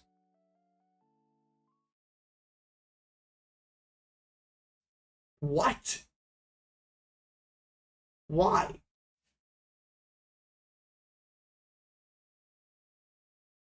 Oh. Okay, good. I was like, two Archeops? What the heck? So you're an absolute pile. No fish, you're never setting up. Needs 100% 2 more brunettes. 3 Arvens? Like, bro, Belt is not that good.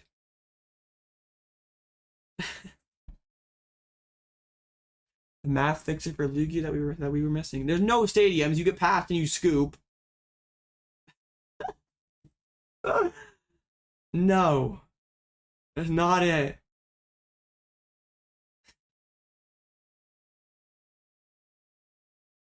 What? You're still scooping the path. Oh. I got you, Dom. I'll give you the optimal list so you can beat me on Saturday. There you go. This is what I'm working with currently. Fossil seeing candy archeops. This is what I'm at currently. I put in the Hawlucha and I put in a Clara. I took out Roxanne and 1 energy recycler. You only need the 1 recycler, 2 Kyogre, and you still have like the bonus recovery of Clara. I just want to be playing Clara if I have Hawlucha because like PokéStop can mill it. No, not a ghost. I'm not banning Tog for trying to cook. I'm banning Salty Steak for encouraging bad ideas. Other than I just changed that. I cut a recycler and Roxanne for Clara and Hawlucha. I still think the deck is cracked. Endorsing someone to play a Kyogre when I'm on Chien-Pao currently. Seems good. You totally don't want to play this deck. Definitely not. I'm gonna roll up with like Art Keys or something. It does, for sure, because you you pretty much have to keep this card at like all costs. But just fitting Hawlucha gives so much higher of a ceiling to the deck. Like, it's crazy how much this card can do. And then just Clara's good. Clara's just good. Is there ever a world where you use like cut Clara for recycler just for like the mental? Or are you just like, look at just too nuts not to play? At least in my Kyogre. No, I'm not doing no. Yeah, double Drapion 2 for good measure. No. No, it's not. No. Okay, I got mad at Salty Steak for endorsing bad ideas. These Salty Steak's not being serious. You literally played triple vac in Tina. You actually did it. Turbo Tina. No. No, no, no. Yeah, but also like actually setting up 1 out of 5 games feels really bad. So I'm sorry. Quad vacuum Tina, not it. Back to the drawing board. Okay. Get this out of here. Right, we have 1 match left. Bro, okay. Imagine if it was a tie that actually mattered. You're 90% sure you got 9th? Yeah, I think you are gonna get 9th. You're like 9th or 10th. I'm pretty sure Yoshi main over here is gonna be like a little bit better than you. I'd say probably 2 to 3% is my guess. Because yours probably goes down and his maybe stays flat. There's 1 match left. No,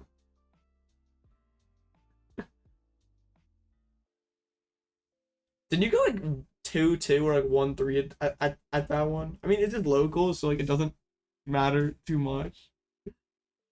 Okay, let's see final standings here. You got 10th. Ooh, yours like dropped pretty considerably. I got like 23rd. I had garbage resistance.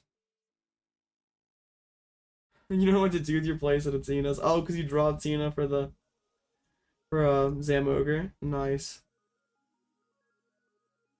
Oh, your playset of. You got the full arts or the play stamp ones or both? Dang, 23rd. Tragic. 6-2-1 though. Guaranteed day 2. Alright, well, not as good as I'd hoped. Okay. Oh yeah, I remember that. I remember that. So overall, list was like still pretty good with better matchups, slightly better draws. We could have gone a little bit farther, and also like maybe better play too. I definitely did not play optimally throughout. But yeah, I had a lot of fun with the deck. I'll probably be back tomorrow. I will be back tomorrow playing in the Kitchen Showdown tournaments. Possibly running it back with Chien-Pao. We'll see how we're feeling. Could be Chien-Pao, could be Goodra. I don't think there's anything on Friday. Yeah, well, not in the evening, so yeah, probably not anything on Friday. Also, I'll be back live next time on Sunday. Wait, what? Bro, that's so dirty. Why do you stay up? Why do you make cut just a scoop in round 1? Man, that is kind of I guess you get the top 8 codes, but that's just like kind of a little scummy. All right, well, I guess on that note, join the Discord, subscribe, do all the fun stuff for the algorithm, and I'll catch you all again real soon.